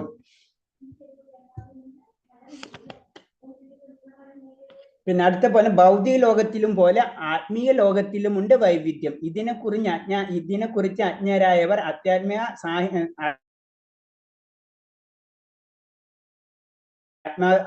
അസ്തിത്വം അപ്പൊ നമ്മൾ ഇത് ചിന്തിക്കാം. ഭൗതിക പ്രകൃതി ഭഗവാൻ സൃഷ്ടിച്ചു. അപ്പൊ അതേപോലെ തന്നെ ആത്മീയ പ്രകൃതിയിലും പല വൈവിധ്യങ്ങളുണ്ട്. അതാണ് മനസ്സിലാക്കേണ്ടത്. ഇതേപോലെ തന്നെ ഇത് സൃഷ്ടിച്ചിട്ടുണ്ടെങ്കിൽ അതും സൃഷ്ടിച്ചത് ഭഗവാൻ. ഇവിടെ ഉണ്ടെങ്കിൽ ഇവിടെ ജീവാത്മാക്കൾ ഉണ്ടെങ്കിലും അവിടെ ജീവാത്മാക്കളുണ്ട്. അപ്പൊ അവിടെയും അവിടേതായിട്ടുള്ള കാര്യങ്ങൾ നമുക്ക് കാണാൻ കഴിയും. കാരണം എന്ന് വെച്ച് കഴിഞ്ഞാൽ ജീവാത്മാവിന് എന്താണ്? എവിടെയും നിലനിൽപ്പുണ്ട്. അപ്പൊ ഭൗതിക ലോകത്തിലും നിലനിൽപ്പുണ്ട്, ആത്മീയ ലോകത്തിലും നിലനിൽപ്പുണ്ട്. നമുക്ക് അപ്പോഴും അവിടെ പല കാര്യങ്ങളും നമുക്ക് ചെയ്യാനുണ്ട്. ഇവിടെ ചെയ്യുന്നത് പോലെ ഇവിടെ ഭൗതിക ലോകത്തിൽ ചെയ്യണം, അവിടെ ആത്മീയ ലോകത്തിൽ ചെയ്യുന്നു. അത്രമാത്രം വ്യത്യാസമുള്ളൂ. അപ്പൊ എന്താണ്?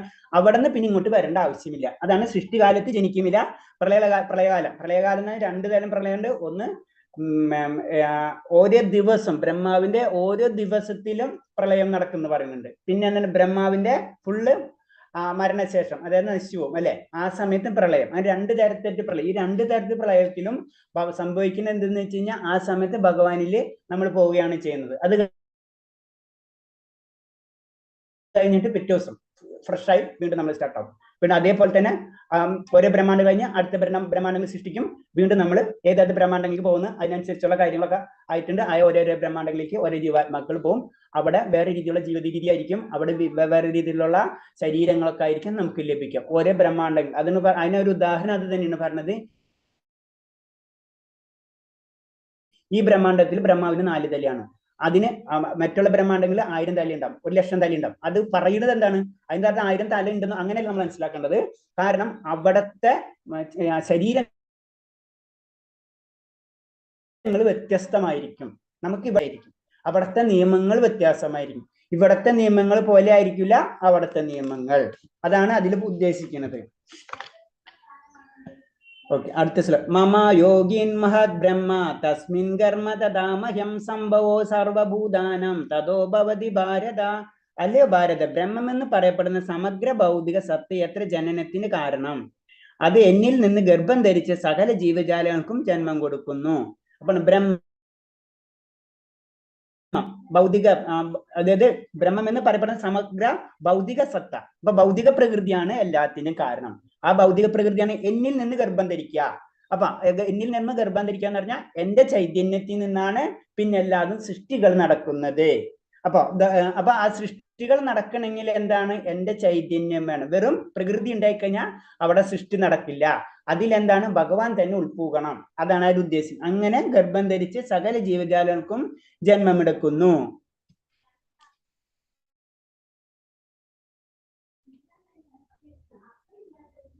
അപ്പൊ അതിനൊരു ഉദാഹരണം പറയുന്നതാണ്. കാരണം അരിക്കൂമ്പാരത്തിൽ തേൾ മുട്ടയിടാറുണ്ട്. ചില കരുതും അരിയിൽ നിന്നാണ് തേളുകൾ പിറക്കുന്നത്. അത് വാസ്തവമല്ല. പെൺതേൾ അരിയിൽ മുട്ടയിടുകയാണ് ഉണ്ടായത്. അതേപോലെ തന്നെ ജീവജാലങ്ങൾ ഉൽപ്പത്തി കാരണം ഭൗതിക പ്രകൃതിയല്ല. ഭൗതിക പ്രകൃതിയുടെ സൃഷ്ടികൾ എന്ന മട്ടിൽ പുറത്തു വരുന്നെങ്കിലും അവ ബീജപ്രദാനം ചെയ്യുന്നത് ഭഗവാനാണ്. അത് പറയണെന്ന് വെച്ച് കഴിഞ്ഞപ്പോ അരിയില് തേളുകള് അങ്ങനെ നമ്മളെ രീതിയിൽ പറഞ്ഞ കീടങ്ങളൊക്കെ ഇങ്ങനെ പുറത്തു വന്നുകൊണ്ടിരിക്കും അല്ലെ. അപ്പൊ അതിനെപ്പറ്റി അറിയാത്തവർ എന്താ ചിന്തിക്കാം? അരിയിൽ നിന്ന് എന്താണ് അതിന്റെ പെൺതേളുകള് അവിടെ മുട്ടയിട്ടിട്ടാണ് അത് വരുന്നത് അല്ലെ, അത് വലുതാണ്. അപ്പൊ അതിന്റെ പിറകിൽ ഒരു കാര്യം നടക്കുന്നുണ്ട്. അത് നമുക്ക് മനസ്സിലാവണില്ല എന്നുള്ളൂ. അതാണ് ഇപ്പോഴത്തെ സയൻസ് പറയുന്നത്. എവിടെ നിന്നാണ് ജീവൻ വന്നത്? അതിങ്ങനെ കുറെ ഭൗതിക പ്രകൃതിയിൽ നിന്ന് പറഞ്ഞു. അതാണ് അവർ കാണുന്നത്, നമ്മളെല്ലാവരും കാണുന്നത്. നമ്മൾ എല്ലാവരും അത് വിഭാഗത്തിൽപ്പെടുന്നവരാണ്. നമ്മൾ എന്ത് കാണുന്നത്? ഭൗതിക പ്രകൃതിയാണ് എല്ലാതും വരുന്നത്. അപ്പൊ അതിന് പറഞ്ഞു അരിയിൽ നിന്ന് വരുന്നത് പോലെ എന്ന് പറയുന്നത്. അപ്പൊ അരിയിൽ നിന്നല്ല വരുന്നത്, അതിന്റെ പിറകിൽ ഒരു കാര്യമുണ്ട്. അപ്പൊ പ്രപഞ്ചത്തിൽ ഈ ജീവ ചൈതന്യമില്ലാണ്ട് ഒരു സൃഷ്ടിയും നമുക്ക് നടക്കില്ല. പ്രകൃതിയിൽ തന്നെ ശരീരങ്ങൾ ഇങ്ങനെ വരില്ല. അതിന് ചൈതന്യം ആവശ്യമാണ്. അതിന്റെ പിറകിൽ ഒരു ശക്തി ഉണ്ട് എന്ന് പറഞ്ഞു. അതിന് സയൻസിന് ഒരിക്കലും ഒരിടത്തും എത്താൻ പറ്റാത്തതിന്റെ കാരണമാണ്. അപ്പൊ അത് ഞാൻ 2 ദിവസം മുന്നേ പറഞ്ഞല്ലേ. കാരണം എന്താ വെച്ചാൽ നമ്മൾ പോയി പറഞ്ഞു. ഇപ്പൊ നമുക്കറിയാം, സാധാരണ രീതിയിൽ നമുക്കറിയാം സൂര്യനുണ്ട്, ഭൂമിയുണ്ട്, അതിന് ചുറ്റും സഞ്ചരിക്കുന്നുണ്ട്. അത് കഴിഞ്ഞ് കഴിഞ്ഞാൽ മിൽക്കി വേ ആയി, മിൽക്കി വേ കഴിഞ്ഞ് ഗാലക്സി ആയി, ഗാലക്സി എന്ന് പറഞ്ഞ് പിന്നെ ഇതിന്റെ വേറെ കുറെ മിൽക്കി വേകളുണ്ട്, ഗാലക്സികൾ. അങ്ങനെ പോയി ലാസ്റ്റ് അവിടെ എത്തിക്കെത്തി. ലാസ്റ്റ് എന്താണെന്ന് ചോദിച്ചു പോകുമ്പോ ലാസ്റ്റ് ബിഗ് ബാങ് ഒരു പോയിന്റിൽ നിന്നാണ് സ്റ്റാർട്ട്. അതിന്റെ പോയിന്റിന്റെ അപ്പുറത്ത് എന്താണ് നമുക്ക് ചോദിക്കാല്ല. അവര് പറഞ്ഞു അതിന്റെ അപ്പുറത്ത് ചോദിക്കാൻ പാടില്ല. അവിടെ വെച്ച് നിൽക്കുക. കാരണം അവിടെ നിന്നാണ് സ്റ്റാർട്ട് ആവണം. അപ്പൊ അവിടെ പൊട്ടിത്തെറിക്കണ അവിടെ സ്ഥലം വേണമല്ലേ. അവിടെ പൊട്ടിത്തെറിക്കണ അവിടെ സ്ഥലമില്ല. അങ്ങനെ നിങ്ങൾ എവിടെ വേണമെങ്കിലും ഗൂഗിളിൽ അടിച്ച് ചോദിക്കുക, നിങ്ങൾക്ക് കാണാം. അതിന് സ്ഥലമൊന്നുമില്ല, സമയവും സ്ഥലമില്ലാത്ത ഒരു സ്ഥലത്ത് നിന്നാണ് അത് വന്നതെന്ന് പറയാം. മനസ്സിലായി? അത് തന്നെ ഇങ്ങനെ മാറിക്കൊണ്ടിരിക്കണം. അപ്പൊ പറഞ്ഞു വന്നെന്ന് വെച്ച് കഴിഞ്ഞാൽ അങ്ങനെ ഒന്നല്ല. കാരണം എന്ന് വെച്ച് കഴിഞ്ഞാൽ സൃഷ്ടിക്ക് ഒരു കാരണമുണ്ട്. കാരണമില്ലാതെ നടക്കില്ല. ആ കാരണമാണ് ഭഗവാൻ. സൃഷ്ടി എന്ന് ഭൗതിക പ്രകൃതിയിലെ ഓരോ കാര്യത്തിനും അതിന്റെ പിറകിൽ ഒരു ചൈതന്യമുണ്ട്. ആ ചൈതന്യമാണ് ഭഗവാൻ. അതാണ് അരിയെ വെച്ചിട്ടുള്ള ഒരു ഉദാഹരണം പറയുന്നത്. അടുത്ത ശ്ലോകം. സർവയോനിഷു കൗന്ദേയ മൂർത്തയ സംഭവന്തിയ തസ്മാം ബ്രഹ്മ മഹദോനിർ അഹം ബീജ പ്രദാപിത. ഹേ കുന്തിപുത്ര, നാനാ രൂപയുള്ള ജീവവർഗങ്ങൾക്കെല്ലാം ഭൗതിക പ്രകൃതിയിൽ ജന്മമെടുക്കാനുള്ള അവസരം നൽകിയത് ഞാനാണ്. അവയുടെ ബീജപ്രദമായ പിതാവ് ഞാൻ തന്നെയെന്ന് അറിയണം. അപ്പൊ ഇതിന്റെ എല്ലാത്തിനും കാരണം ആരാണ്? ഞാനാണ്. നമുക്ക് പല രൂപത്തിൽ നമുക്ക് ശരീരം കിട്ടുന്നത് ഭഗവാന്റെ കാര്യം കൊണ്ടാണ്. നമുക്ക് നായയുടെ ശരീരം വേണമെന്ന് വെച്ചാൽ നമുക്ക് നായയുടെ ശരീരം കിട്ടി, നമുക്ക് പന്നീരാണെങ്കിൽ പന്നീരുടെ ശരീരം കിട്ടി എന്നാ പറയുന്നത്. അതിനെ പറയണെന്ന് വെച്ച് കഴിഞ്ഞാല് നമ്മളെ ഇപ്പോഴത്തെ സയൻസിന്റെ അനുസരിച്ച് പറയണെന്ന് വെച്ചാൽ നമ്മളിങ്ങനെ ആദ്യം കുരങ്ങിൽ നിന്ന് അങ്ങനെയൊക്കെ വന്നല്ലേ മനുഷ്യന് പറഞ്ഞു. അപ്പൊ പ്രഭുപാദ സ്വാമിനോട് ചോദിക്കുന്നുണ്ട്. അപ്പൊ പ്രഭുപാദ സ്വാമി പറഞ്ഞ എന്റെ ഫാദർ എന്തായാലും കുരങ്ങനല്ല. മനസ്സിൽ ഞാൻ അങ്ങനെ, അതായത് ഭഗവാൻ ഒന്നിച്ച് സൃഷ്ടി നടത്തി എന്നാണ് അതിന്റെ മീനിങ് പറയുന്നത്. അല്ലാണ്ട് ഇങ്ങനെ അതിങ്ങനെ ഒരേ ലെവലിൽ വന്നല്ല പറയുന്നത്. അത് സൃഷ്ടി നടന്നു. അതിന് നാനാ വിഭാഗങ്ങൾ, നാനാ രൂപയുടെ ജീവഭാഗങ്ങൾക്കെല്ലാം ഈ ഭൗതിക പ്രകൃതി ജന്മമെടുക്കാനുള്ള അവസരം നൽകിയത് ഞാനാണ്. അപ്പൊ ഡാർവിന്റെ ആ സിദ്ധാന്തമല്ല നമ്മളിവിടെ പഠിക്കുന്നത്. അതിനെ കണക്ട് ചെയ്യരുത്. ഇവിടെ നമ്മൾ ക്ലിയർ ആയിട്ട് പറഞ്ഞു, ഭഗവാൻ പറയുന്നത് എന്താണ്? കുന്തിപുത്ര, നാനാ രൂപേണയുള്ള ജീവഭാഗങ്ങൾക്കെല്ലാം. അപ്പൊ ഭഗവാൻ നാനാ രൂപയുള്ള ജീവവർഗങ്ങൾ സൃഷ്ടിച്ചു. അപ്പൊ ഡാർവിന്റെ സിദ്ധാന്തം നമുക്ക് തെറ്റ്. നമ്മളെ ലെവൽ, നമ്മൾ ആത്മീയമായിട്ട് ചിന്തിക്കുമ്പോൾ അതല്ല. അത് ഇപ്പൊ തന്നെ മാറി തുടങ്ങിയിട്ടുണ്ട്. അതിന്റെ കഥ വേറെ. അത് നമുക്ക് ഒക്കെ ഇപ്പോഴത്തെ കാലം, ഇപ്പൊ വെച്ചാൽ പണ്ടത്തെ പോലെ ആരെന്ത് പറഞ്ഞാലും അപ്പൊ തന്നെ നമുക്ക് 2 ടൈപ്പിൽ നമുക്ക് കിട്ടും. ഇപ്പൊ ജെമിനിയും ഗൂഗിളയും ഇതൊക്കെ വന്നിട്ടുള്ളതാണ്. ഒരു സെക്കൻഡ് കൊണ്ട് അതിന്റെ ആൻസേഴ്സ് കിട്ടും. ഒക്കെ നമുക്ക് ചെക്ക് ചെയ്യാവുന്നുള്ളൂ. അപ്പൊ ഈ ഭൗതിക പ്രകൃതി ജന്മമെടുക്കാനുള്ള അവസരം നൽകിയത് ഞാനാണ്. അവയുടെ ബീജപ്രദമായ പിതാവ് ഞാൻ തന്നെയെന്ന് അറിയണം. ഭൗതികവും ആത്മീയതുമായ പ്രകൃതിയുടെ സംയോഗമാണ് ജീവസത്ത. ഈ ജീവസത്തകൾ എന്ന് പറഞ്ഞത് നമ്മൾ അതെന്താണ്? ശരിക്കും ഭൗതിക പ്രകൃതിയും അതേപോലെ തന്നെ ആത്മീയവും, അതായത് ഭഗവാനും ഭൗതിക പ്രകൃതിയും കൂടെ വന്നിട്ടാണ് എല്ലാ സൃഷ്ടികളും നടന്നിട്ടുള്ളത്.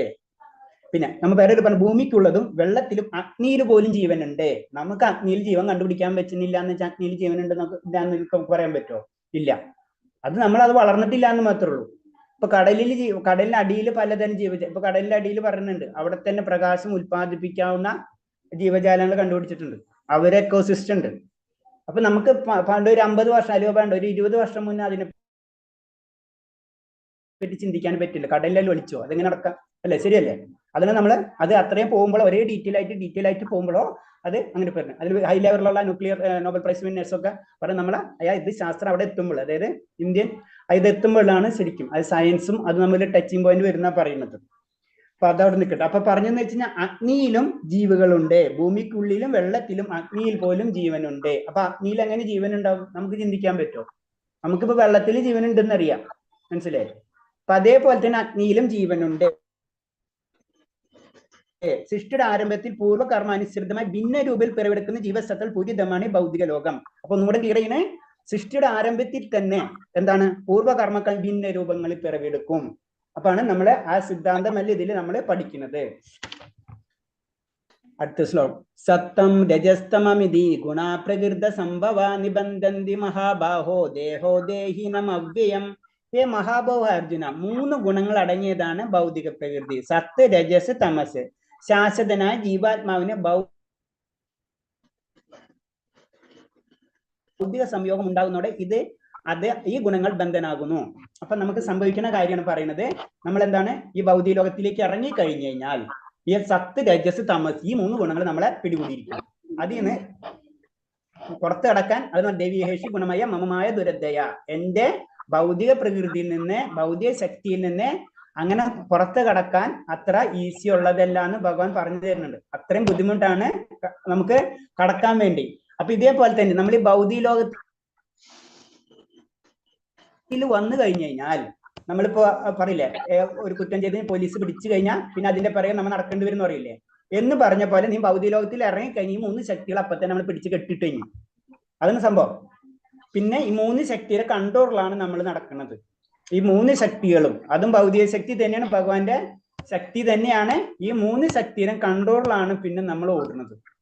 ഇതിൽ നിന്ന് നമ്മൾ രക്ഷപ്പെട്ടാലോ നമുക്ക് എന്താണ് ഭഗവാന്റെ ലോകം, ആ ശാശ്വതമായ ആനന്ദത്തിലേക്ക് നമുക്ക് കടക്കാൻ പറ്റുള്ളൂ. അതാണ് പറഞ്ഞത്. ഈ പ്രകൃതിയുടെ സംയോഗം ഉണ്ടാകുന്നതോടെ, അത് നമ്മൾ ജനനത്തോടുകൂടി നമുക്ക് ഈ ഗുണങ്ങളിൽ ബന്ധനാകുന്നു. അവൈദികനാൽ ജീവാത്മാവിന് ഭൗതിക പ്രകൃതിയുമായി യാതൊരു ബന്ധമില്ല. ആത്മാവ് എന്ന് പറഞ്ഞ എന്താണ്? ഭൗതിക പ്രകൃതി വ്യക്തി എന്നല്ല. അമേരിക്കക്കാരൻ ഇന്ത്യക്കാരൻ അല്ലാത്ത പറഞ്ഞ പോലെ, അമേരിക്കക്കാരൻ ഇന്ത്യക്കാരൻ എന്ന് പറഞ്ഞ പോലെ ഇത് ഭൗതിക, അതായത് ആത്മാവ് എന്ന് പറഞ്ഞത് ഭൗതികമായിട്ട് ബന്ധമില്ലാത്തൊരു കാര്യമാണ്. അത് ഇവിടെ വരണമെന്ന് മാത്രമേ ഉള്ളൂ. പക്ഷെ വന്നു കഴിഞ്ഞാൽ എന്താണ്? ഇവിടെ വന്നു കഴിഞ്ഞാൽ അമേരിക്കക്കാരൻ ഇന്ത്യയിൽ വന്നാൽ ഇന്ത്യയിലത്തെ നിയമം പാലിച്ചിരിക്കണം എന്ന് പറഞ്ഞത് നമുക്കറിയാം. അമേരിക്കയിൽ പോയി കഴിഞ്ഞാൽ ഡ്രൈവ് ചെയ്യണത് ലെഫ്റ്റ് സൈഡില, റൈറ്റ് സൈഡിലാണ്. ഇവിടെ വന്നു കഴിഞ്ഞാൽ നേരെ ഓപ്പോസിറ്റ് ചെയ്യണം. ഞാൻ അമേരിക്കക്കാരനാണ്, ഞാൻ ഇവിടെ വന്ന് റൈറ്റ് സൈഡിലേക്ക് ചെയ്യാൻ പറ്റില്ല. അപ്പൊ അന്ന് പറഞ്ഞ പോലെ തന്നെയാണ്. അപ്പൊ ആ റൂൾസ് ഇവിടെ വന്നു കഴിഞ്ഞാൽ ഇവിടുത്തെ റൂൾസ് ആണ്. ഇവിടെ വന്നു കഴിഞ്ഞാൽ 3 പ്രകൃതിയുടെ 3 ഗുണങ്ങളിലും നമ്മൾ ബന്ധസ്ഥനാണ്. ആ നിയമങ്ങൾക്കനുസരിച്ച് നമുക്ക് പോകാൻ പറ്റുള്ളൂ. അതിൽ നിന്നാണ് നമ്മൾ മാറേണ്ടത്. തത്ര സത്തം നിർമ്മല താത് പ്രകാശകമനാമയം സുഖസംഖ്യേന ബന്നാദി ജ്ഞാനസംഖ്യേന ചാനക. പുണ്യാത്മാവെ, മറ്റുള്ളവയെ അപേക്ഷിച്ച് വിശുദ്ധത്തിൽ സത്വഗുണം പ്രകാശമാനവും എല്ലാ പാപങ്ങളിൽ നിന്നും മോചിപ്പിക്കുന്നതാണ്. ഈ ഗുണത്തിൽ സ്ഥിതി ചെയ്യുന്നവർ സുഖത്താലും ജ്ഞാനത്താലും ബദ്ധരാകും. അപ്പൊ നമുക്കറിയാം സത്വഗുണം ഏറ്റവും നല്ലതെന്ന് അറിയാം അല്ലെ. ജനറൽ ആയിട്ട് പറയുമ്പോൾ സത്വഗുണത്തിലേക്ക് നമ്മൾ എത്തണം, സത്വഗുണം അല്ലാതെ നല്ലതെന്ന് പറയും. പക്ഷെ ഭഗവാൻ ഒരു കാര്യം പറയുന്നത് സത്വഗുണം നല്ലത് തന്നെയാണ്, പ്രകാശമാനാണ്, ഒക്കെ ശരിയാണ്. പക്ഷെ എന്തിനാ ഈ ഗുണത്തിൽ സ്ഥിതി ചെയ്യുന്ന വ്യക്തിക്ക് എന്ത് സംഭവിക്കുക എന്ന് പറഞ്ഞാൽ അവർ സുഖത്താലും ജ്ഞാനത്താലും ബന്ധരാകും. അതിന്ന് കംഫർട്ട് സോൺ എന്ന് പറയില്ല, നമ്മൾ അവിടെ തന്നെ അങ്ങോട്ട് നിൽക്കും. നമുക്ക് പുറത്തേക്ക് കടക്കാൻ ഇഷ്ടപ്പെടില്ല, അവിടെ തന്നെ നമ്മളിങ്ങനെ കറങ്ങിക്കൊണ്ടിരിക്കും. അപ്പൊ സത്വഗുണത്തിലുള്ള ഒരാളെ ഭൗതിക ദുഃഖങ്ങൾ അധികം ബാധിക്കാറില്ല. ഭൗതിക ജ്ഞാനത്താൽ താൻ പുരോഗമിക്കുകയാണെന്നുള്ള ബോധവും അയാൾക്കുണ്ടാവും. അപ്പൊ സത്വഗുണത്തിലേക്ക് കടക്കുമ്പോ നമുക്ക് കുറച്ച് സുഖങ്ങളും കാര്യങ്ങളും, ഭൗതിക സുഖങ്ങൾ ഇതൊക്കെ നമുക്ക് പതുക്കെ അനുഭവപ്പെടാൻ തുടങ്ങും. കാരണം എന്ന് വെച്ച് കഴിഞ്ഞാൽ അതിന്റെ തെറ്റുകുറ്റം കുറെ നമുക്ക് കമ്പാരിറ്റീവ്. ഇപ്പൊ നമ്മളെ ഒരു മൃഗത്തിനെ പോലെയാണോ നമ്മൾ? അല്ല, അവരേലും ബെറ്റർ ലൈഫാണ് നമ്മളെ എന്ന് പറഞ്ഞ പോലെ ഈ 3 ലൈഫിലും, അതായത് സത്ത്, രജസ്, തമസ്, അതിൽ സത്ത് ഗുണം മറ്റുള്ളതിനും കമ്പാരിറ്റീവ്ലി കൂടുതൽ നല്ല ഗുണമായിരിക്കും. നല്ല ഗുണമാകുമ്പോൾ അതിലുള്ള ആ സുഖം എന്ന് പറയുമ്പോൾ ആ ആനന്ദം, ആ ലളിതമായിട്ട് ജീവിക്കുമ്പോഴും അങ്ങനത്തെ രീതിയിലുള്ള കാര്യങ്ങൾ ചെയ്യുമ്പോൾ നമ്മൾ അറിയാണ്ട് തന്നെ നമുക്ക് അതിലൊരു സുഖം നമുക്ക് ലഭിച്ചുകൊണ്ടിരിക്കും. അതാണ് പറയുന്നത്. അതും ഒരു സുഖം തന്നെയാണ്. സത്വഗുണത്തിൽ എത്തുമ്പോൾ നമ്മൾ അറിയാണ്ട് ചില സുഖങ്ങൾ നമുക്ക് അനുഭവിക്കാൻ കഴിയും. അപ്പൊ സത്വഗുണത്തിലായിരിക്കെ ബ്രാഹ്മണനാണ് ഇതിനൊരു മാർഗം. അപ്പൊ ബ്രാഹ്മണൻ സത്വഗുണത്തിന്റെ ഒരു മാർഗം ഇതാണ് പറയുന്നത്. സത്വഗുണത്തിൽ പ്രഭാവം പാപപ്രതികരണം ഏറെക്കുറെ മോചിപ്പിക്കപ്പെടുന്നു. അപ്പൊ സത്വഗുണത്തിലേക്ക് നമ്മൾ കടന്നു കഴിഞ്ഞാൽ നമുക്ക് എന്താണ്, നമുക്ക് തെറ്റ് ശരി എന്താണെന്ന് നമുക്ക് മനസ്സിലായി തുടങ്ങും അല്ലെ. അതല്ല സത്വഗുണത്തിലേക്ക് നമുക്ക് കടക്കുന്നത് തന്നെ. അപ്പൊ നമ്മളിങ്ങനെ പാപങ്ങളൊന്നും അധികം ചെയ്യില്ല. നമ്മൾ ചെയ്യുന്നത് തെറ്റാണ് ശരിയാണെന്ന് നമുക്കൊരു ബോധം ഉണ്ടാവും. അപ്പൊ എന്താണ്, അതാണ് പറയുന്നത് കുറച്ചൊക്കെ നമുക്ക് അതിൽ നിന്ന് രക്ഷപ്പെടാനുള്ള ഇതാണ്. പക്ഷെ എന്നിരുന്നാലും എന്താണ് സംഭവിക്കുക എന്നാല്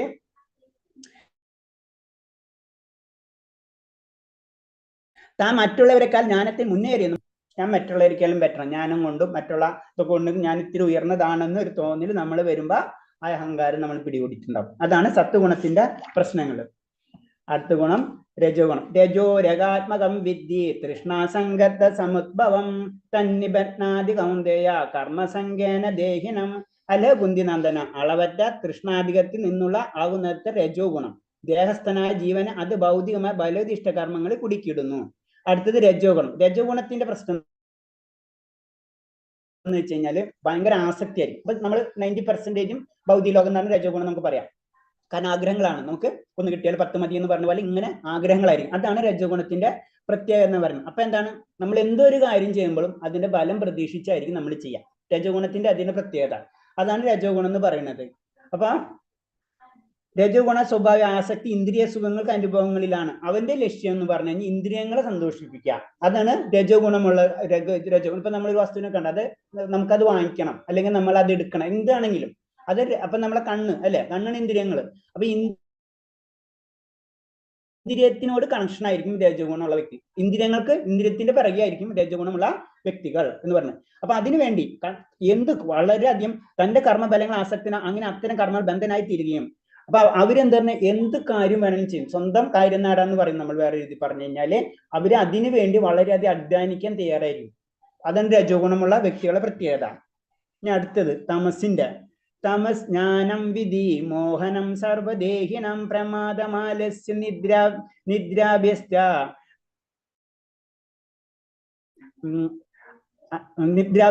നിബനാദി ഭാരത നിബന്ധാനാദി ഭാരത. ഭാരതപുത്ര, അജ്ഞാനജന്യമായ തമോ ഗുണമാട്ടെ സർവ്വ ശരീരങ്ങളെ വ്യാമോഹിക്കുന്നതാണ്. ആ ഗുണത്തിൽ ബലങ്ങളായ പ്രമാദം, ആലസ്യം, നിദ്ര എന്നീ ബദ്ധജന്മാവിനെ കുടുക്കിയിടുന്നു. അടുത്തത് അലസത, നിദ്ര, നമുക്കൊന്നിനോടും ഒരു ഇതില്ലാത്ത ഒരവസ്ഥ. അങ്ങനെ വരുന്നവരാണ് ശരിക്കും തമോ ഗുണത്തിലുള്ളവർ. അവർക്ക് വേണ്ടിയും ജീവിക്കുന്നില്ല, മറ്റുള്ളവർക്കും വേണ്ടി ജീവിക്കുന്നില്ല, അങ്ങനത്തെ ഒരു അവസ്ഥ. അപ്പൊ അങ്ങനെ തമോ ഗുണം ഉന്മാദത്തെ ഉളവാക്കുന്നു. ഉന്മാദമായാൽ കാര്യ വിവേചനം ശക്തനല്ല. എന്താണ് ശരി എന്താണ് തെറ്റെന്ന് അവർക്ക് അറിയില്ല.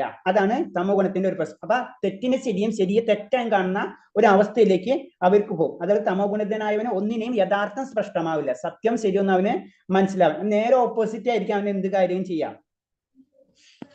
അവരുടെ പ്രത്യേകത എന്ന് പറഞ്ഞപ്പോ ആത്മീയ കാര്യങ്ങൾക്ക് വിളിച്ചാൽ, സത്സംഗത്തിന് പോലും വിളിച്ചാൽ ആത്മീയ കാര്യങ്ങളിലേക്കൊന്നും അവർ വരില്ല. അവർക്ക് അതിനോടൊന്നും ഒരു താല്പര്യവും കാണിക്കില്ല. അതാണ് വേറൊരു. പക്ഷെ രജോ ഗുണമുള്ളവർക്ക് വീണ്ടും ചിലപ്പോൾ താല്പര്യങ്ങൾ ഉണ്ടാവും. കാരണം നമ്മളെ കാര്യങ്ങൾ നടക്കാൻ വേണ്ടി ഭഗവാൻ എന്തെങ്കിലും ചെയ്തു തരുമല്ലോ എന്ന് വിചാരിച്ചെങ്കിൽ രജഗുണമുള്ളവർ വരും. പക്ഷെ തമോ ഗുണമുള്ളവർ ഒരിക്കലും ആത്മീയ കാര്യങ്ങൾക്ക് ഒരിക്കലും അവർക്ക് ഇൻട്രസ്റ്റ് ഉണ്ടാവില്ല. പിന്നെ അവരെ അനാവശ്യമായിട്ട് അത് സമയം വെറുതെ കളയാന്നല്ലാണ്ട് അവർക്ക് വേറൊരു ലക്ഷ്യം ഉണ്ടാവില്ല. അവരെ ജീവിതത്തിനും മറ്റുള്ളവരുടെ ജീവിതത്തിനും ഒരു കാര്യമില്ലാത്ത അവസ്ഥയായിരിക്കും. കാരണം നമ്മളെ ജീവിതം എന്ന് പറയുമ്പോൾ സത്യം പറഞ്ഞാൽ നമുക്ക് നമ്മളെ തന്നെ ആവശ്യം അല്ലേ, അതടക്കം അവർ മറന്നു പോകുന്ന ഒരു അവസ്ഥയാണ് ശരിക്കും തമോ ഗുണ അവസ്ഥയിലുള്ള വ്യക്തികൾ. സപ്തം സുഖ സംജയതി രജ കർമ്മണി ഭാരതാനാവൃതതു തമ പ്രമാദേ സംജയ അല്ലെ ഭരതപുത്ര. സത്വഗുണം ഒരാളെ സുഖം കൊണ്ട് ബന്ധിക്കുമ്പോൾ രജോ ഗുണം കാമകർമ്മം കൊണ്ട് ബന്ധിക്കുന്നു. ജ്ഞാനത്തെ ആവരണം ചെയ്യുന്ന തമോ ഗുണമാവട്ടെ ഉന്മാദം കൊണ്ട് ഒരാളെ ബന്ധിക്കുന്നു. അപ്പൊ 3 പേരെ ബന്ധനാണ്. അതിന് പറഞ്ഞ സത്താണെങ്കിലും രജോ ആണെങ്കിലും തമോ ഗുണമാണെങ്കിലും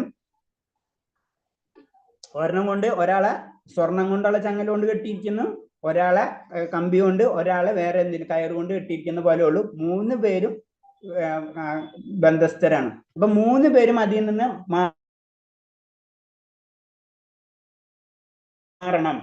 അപ്പൊ രജോ ഗുണത്തിൽ നല്ല കാര്യങ്ങൾക്കായി ചെലവഴിക്കുകയും ചെയ്യുന്നു. ചിലപ്പോൾ അവർ ആശുപത്രിയിൽ തുറക്കുകയും ധർമാസ്ത്രമങ്ങൾക്ക് ദാനം ചെയ്യുകയും ചെയ്യാറുണ്ട്. ഇതൊക്കെ രജോ ഗുണത്തിൽ വർദ്ധിക്കുന്ന ഒരാളുടെ ഇഷ്ടമാണ്. തമോ ഗുണത്തിൽ ജ്ഞാനത്തെ ആവരണം ചെയ്യും. തമോ ഗുണമുള്ളവർ ചെയ്യുന്നത് അവർക്കോ മറ്റുള്ളവർക്കോ പ്രയോജനമല്ല. അപ്പൊ 3 കാര്യങ്ങൾ എങ്ങനെയാണ് 3 വ്യക്തികളുടെ കാര്യങ്ങൾ പറയുന്നു. ഇപ്പൊ രജോ ഗുണത്തിൽ അതിന് തമോ ഗുണത്തിലുള്ളവരെന്ന് പറഞ്ഞാൽ അവർക്കോ മറ്റുള്ളവർക്കോ പ്രയോജനമല്ല അവർ ചെയ്യുന്ന കാര്യങ്ങൾ. രജോ ഗുണത്തിലുള്ളവരെന്ന് പറഞ്ഞാൽ അവരെന്തെങ്കിലും എപ്പോഴും ബിസി ആയിരിക്കും. ഇപ്പൊ നമ്മൾ അതിന് പറയുന്നത് നമ്മൾ ഭൗതികലോകം മുഴുവൻ 90% അങ്ങനെയാണ്, ഫുള്ള് ബിസിയാണ്, 100% ബിസിയാണ്. കാരണം എന്ന് വെച്ച് കഴിഞ്ഞാൽ അവർക്ക് കർമ്മങ്ങൾ ചെയ്തുകൊണ്ടിരിക്കണം അല്ലെ, അവർക്ക് ഒരു കാര്യം അടുത്തിരിക്കും. അപ്പൊ അവർ ഫുള്ള് ബിസിയാണ്. ഒരാൾ ആദ്യം ഒരു ചെറിയ കാർ വാങ്ങിക്കും, പിന്നെ വലിയ കാർ വാങ്ങിക്കും, സ്കൂട്ടർ വാങ്ങിക്കും, എന്തെങ്കിലും ആവട്ടെ, ഏത് സബ്ജക്റ്റ് ആയാലും ഇങ്ങനെ കറങ്ങിക്കൊണ്ടിരിക്കാം. അവർ കർമ്മത്തിൽ ബന്ധസ്ഥരായിരിക്കും. പിന്നെ അവർ നല്ല കാര്യങ്ങൾ ചെയ്യാൻ ശ്രമിക്കുക. അങ്ങനെയൊന്നല്ല, അവരെന്താണ് നല്ല കാര്യങ്ങൾക്കായി പണം ചെലവാക്കുകയും ആസ്പൃത്യതൊക്കെ അവർ ചെയ്യും. അതൊക്കെ കാര്യങ്ങൾ അത് അതിന്റെ ഒരു പാർട്ടാണ്.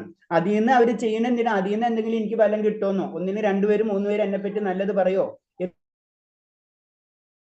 എന്നതിന് വേണ്ടിയായിരിക്കും ചിലപ്പോൾ അത് ചെയ്യുന്നത്. എന്ത് തന്നെ ആയാലും അവരത് ചെയ്യും. മറ്റൊരു അതും ചെയ്യില്ല. അതാണ് പ്രത്യേകത. പക്ഷെ മറ്റൊരു സാത്വികഗുണമുള്ളവരാണെങ്കിലോ അവർ സാധാരണ രീതിയിൽ ശാസ്ത്രജ്ഞന്മാർ, തത്വചിന്തകർ, അങ്ങനത്തെ ലെവലിലുള്ള അവർക്കെന്ത് അത് ജ്ഞാനത്തിനായിരിക്കും കൂടുതൽ അവർക്ക് ഇമ്പോർട്ടൻസ് കൊടുക്കുക. അപ്പൊ അതുപോലെ തന്നെ സാത്വികമായിട്ടുള്ള ജീവിതത്തിലായിരിക്കും അവർ ഇമ്പോർട്ടൻസ് കൊടുക്കും. അതാണ് ഫസ്റ്റ്. അപ്പൊ ഈ 3 പേരാണെങ്കിലും അവർ ഭഗവാനോട് കണക്ട് ചെയ്യാത്തോടത്തോളം കാലം അതിന്റെ ഫുള്ള് അവർക്ക് കിട്ടൂല. അതാണ് 3 തരമുള്ള വ്യക്തികൾ. രജോ ഗുണം, അതേപോലെ തന്നെ സത്ത്, രജോ, തമോ ഗുണങ്ങൾ. ഓക്കെ, മനസ്സിലാവണം, വായിച്ചിട്ട് നിർത്താം. നമുക്ക് രജസ്തമ വിഭൂയ സത്തോ ഭവതി ഭാരത രജോസ്തം തമശ്ചൈവ തമസക്തം രജസ്തദാ. അല്ലയോ ഭാരത, ചിലപ്പോൾ സത്ത് ഗുണം രജസ്തമ ഗുണങ്ങളെ തോൽപ്പിച്ചുകൊണ്ട് മുന്നേറും. ചിലപ്പോൾ രജസ് സത്വഗുണങ്ങളെ കീഴടക്കുന്നു. മറ്റു ചിലപ്പോൾ തമസ് സത്ത് രജസ്സുകൾ. ഈ വിധത്തിൽ എപ്പോഴും ആധിപത്യത്തിലുള്ള മത്സരം നിലനിൽക്കുന്നു. അതിന് ഞാൻ ഇന്ന് സത്വഗുണത്തിലായി, എനിക്കൊന്നും പേടിക്കണ്ടെന്ന് നമുക്ക് പറയാൻ പറ്റില്ല. ഏത് സമയത്താണെന്ന് രജോ തമോ ഗുണങ്ങൾ നമ്മളെ പിടികൂടും നമുക്ക് പറയാൻ പറ്റില്ല. അതാണ് പറയുന്നത്. ഏത് സമയത്തൊക്കെ ഇങ്ങനെ മത്സരം പോലെയാണെന്ന് പറയുന്നത്. ചിലപ്പോൾ നമുക്ക് ഞാൻ പറഞ്ഞത് കാലത്ത് ചിലപ്പോൾ സത്വഗുണമായിരിക്കും, ഉച്ചയ്ക്ക് രജഗുണമായിരിക്കും, വൈകിട്ട് തമോ ഗുണമായിരിക്കും. നമ്മൾ ജനറൽ ആയിട്ട് പറഞ്ഞു. എന്നാൽ പക്ഷെ സാത്വികഗുണമുള്ള വ്യക്തികളോ അവർക്കും ഇത് കാണാൻ പറ്റും അല്ലെ. സത്വഗുണത്തിൽ എല്ലാവരും ഫുൾ ടൈം സത്വഗുണത്തിലായിരിക്കുന്നില്ല, അവർക്ക് ഇങ്ങനെ മാറ്റങ്ങൾ വന്നുകൂടി. അതിന് പറഞ്ഞ് ഇതിന്റെ ഇങ്ങനെ ആധിപത്യത്തിനുള്ള മത്സരം എപ്പോഴും നിലനിൽക്കുന്നു എന്ന് പറഞ്ഞത്. അപ്പൊ കൃഷ്ണാവബോധം എന്ന് പറഞ്ഞത് എന്ന് പറഞ്ഞാൽ ഈ 3 ഗുണങ്ങളെയും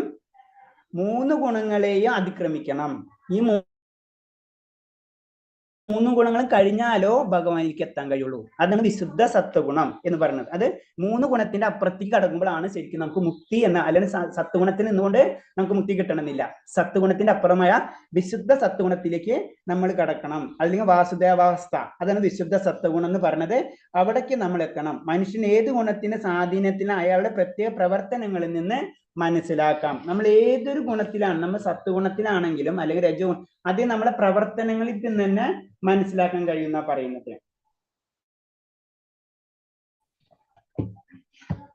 ഹരേ കൃഷ്ണ.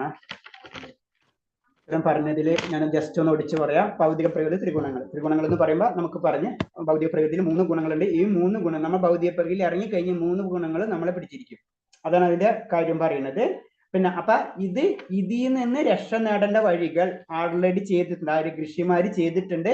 അതുപോലെ നിങ്ങളും ചെയ്യാൻ ശ്രമിക്കാം. പിന്നെ വേറെ എന്ന് പറയുന്നത് ഭഗവാൻ പറയണെന്ന് വെച്ച് കഴിഞ്ഞാൽ ഈ ബ്രഹ്മം അതിന് ഞാൻ പറഞ്ഞു ബ്രഹ്മം പല സ്ഥലത്തും പല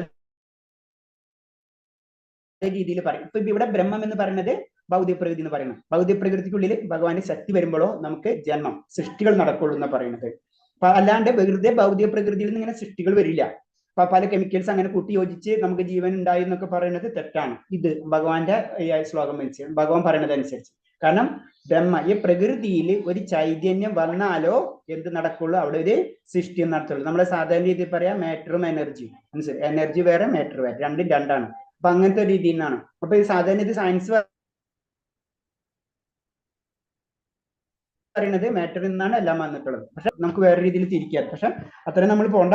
നമ്മൾ രാവിലെ പറയുമ്പോൾ ഭഗവാനിൽ നിന്നാണ് നമുക്ക് സൃഷ്ടികൾ നടന്നിട്ടുള്ള ഭഗവാനിൽ നിന്നാണ്. പിന്നെ ഇത് ശ്രദ്ധിക്കണം. നാനാരൂപേണയുള്ള ജീവവർഗങ്ങളെല്ലാം ഭൗതിക ജന്മം എടുക്കാനുള്ള അവസരം നൽകിയത് ഞാനാണെന്ന് പറഞ്ഞു. അപ്പൊ എന്താണ്? ജീവവർഗങ്ങൾ അന്നും ഏതാണ്? നാനാരൂപത്തിലായിരുന്നു. അതാണ് അതിന്റെ സൃഷ്ടികർത്താവ് ഞാനാകുന്നു. പിന്നെ 3 ഗുണത്തിനെ പറ്റി പറഞ്ഞ സത്യ, തേജസ്, തമസ്. ഈ 3 ഗുണങ്ങള് നമ്മളിൽ. അപ്പൊ സത്വഗുണം എന്ന് പറയുമ്പോൾ നമ്മൾ എല്ലാത്തിനും അൾട്ടിമേറ്റ് ആണ് ചിന്തിക്കാൻ പറ്റില്ല. അത് തന്നെ നമ്മളെ ബന്ധിച്ചിരിക്കും എന്നാ പറയുന്നത്. കാരണം നമ്മളിൽ ഒരു ഇത് വരാന്ന് പറയുന്നത്. കാരണം നമുക്ക് ഞാൻ മറ്റുള്ളവരേക്കാൾ ഉയർന്ന, ജ്ഞാനത്തിൽ ഉയർന്നൊക്കെ ചിന്തകൾ വരുന്നതോടുകൂടി നമ്മളിൽ കൂടുതൽ നമ്മൾ സത്വഗുണത്തിൽ കൂടുതൽ ബന്ധസ്ഥരായി മാറും. പിന്നെ അടുത്ത് രജോഗുണം. രജോഗുണത്തിന്റെ പ്രത്യേകത പറഞ്ഞാൽ വളരെ ആഗ്രഹങ്ങളായിരിക്കും. ആ ആഗ്രഹത്തിന് വേണ്ടി എന്ത് വേണില്ല ചെയ്യും. അതാണ് രജോഗുണത്തിന്റെ പ്രത്യേകത. തമോ ഗുണം എന്ന് പറയുമ്പോ അവനെ സംബന്ധിച്ച് ഒന്നും ചെയ്യാനില്ല. അവൻ തെറ്റിനെ ശരിയെ. പിന്നെ ഈ 3 ഗുണങ്ങൾ ഉണ്ടെങ്കിൽ ഈ 3 ഗുണങ്ങൾ എന്താണ്? ഒന്നിനെ ബന്ധിച്ച് പിരിക്കും. പിന്നെ എന്താണ്? ഈ 3 ഗുണങ്ങളും ഒരു വ്യക്തിക്ക് ഒരേ സമയം തന്നെ അല്ലായിരിക്കാം, അതിങ്ങനെ മാറി മറിഞ്ഞുകൊണ്ടിരിക്കും. ഇന്ന് കാലത്ത് അല്ലെങ്കിൽ ഇന്ന് ദിവസം എനിക്ക് തമോ ഗുണമായിരിക്കും, നാളെ ചിലപ്പോൾ സത്വഗുണമായിരിക്കും, മറ്റന്നാളേക്ക് രജോ ഗുണമായിരിക്കും, ചിലപ്പോൾ ഇന്ന് തന്നെ കാലത്ത് എനിക്ക് രജോ ഗുണമായിരിക്കും, ചിലപ്പോൾ ഉച്ചയാകുമ്പോൾ സത്വഗുണം. ഇതൊക്കെ ഇങ്ങനെ മാറി മറിഞ്ഞുകൊണ്ടിരിക്കുന്ന പറയുന്നത്. അപ്പൊ നമ്മൾ അത് ശ്രദ്ധിക്കണം. അത് ഇൻഡയറക്റ്റ് ആയിട്ട് നമ്മളോട് പറയണത് നമ്മൾ ഏത് ഗുണത്തിലാണെങ്കിലും നമ്മൾ അറ്റ്ലീസ്റ്റ് സത്വഗുണത്തിൽ നിന്ന് സത്വഗുണത്തിൽ നിന്ന് വിശുദ്ധ ഗുണത്തിലേക്കും ചെയ്യാനുള്ളത്. ഇതൊക്കെ ഉണ്ട്, ഇതൊക്കെ ശ്രദ്ധിക്കണം. ഹരേഷ്ണ, ഇത്തരം പറഞ്ഞതിൽ എന്തെങ്കിലും പോയിന്റ്സ് ഉണ്ടെങ്കിൽ ചോദിക്കാം.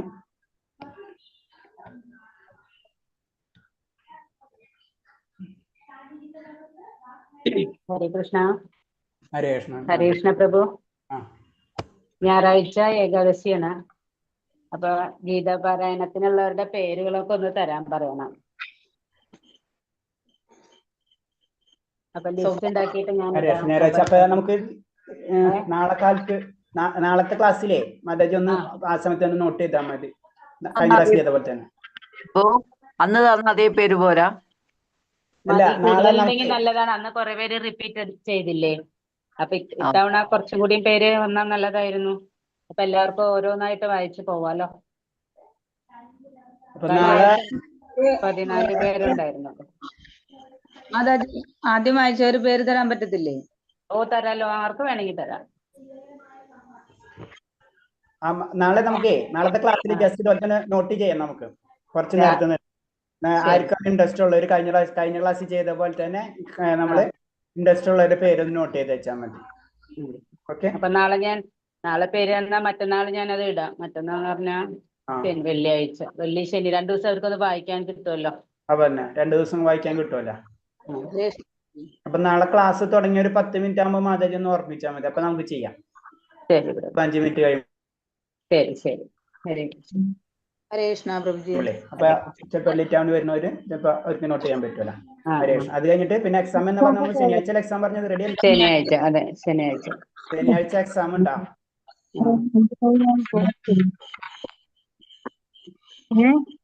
ശരി. അപ്പൊ ഹരേ കൃഷ്ണ. നമുക്ക് നിർത്താം. കൃപാസന്ധ്യാപേച്ച പതിനാം ഭാവനേഭ്യ വൈഷ്ണവേഭ്യ നമാനന്ദകോടി വൈഷ്ണവ ഭക്തർക്ക് പ്രവാദിക്ക് ഗുരുദേവ്. ഹരേ കൃഷ്ണ. എല്ലാവർക്കും പ്രണാമം. പ്രണാമം പ്രഭു. ഹരേ പ്രണാമം. ശരി. അപ്പൊ പ്രണാമം എല്ലാവർക്കും.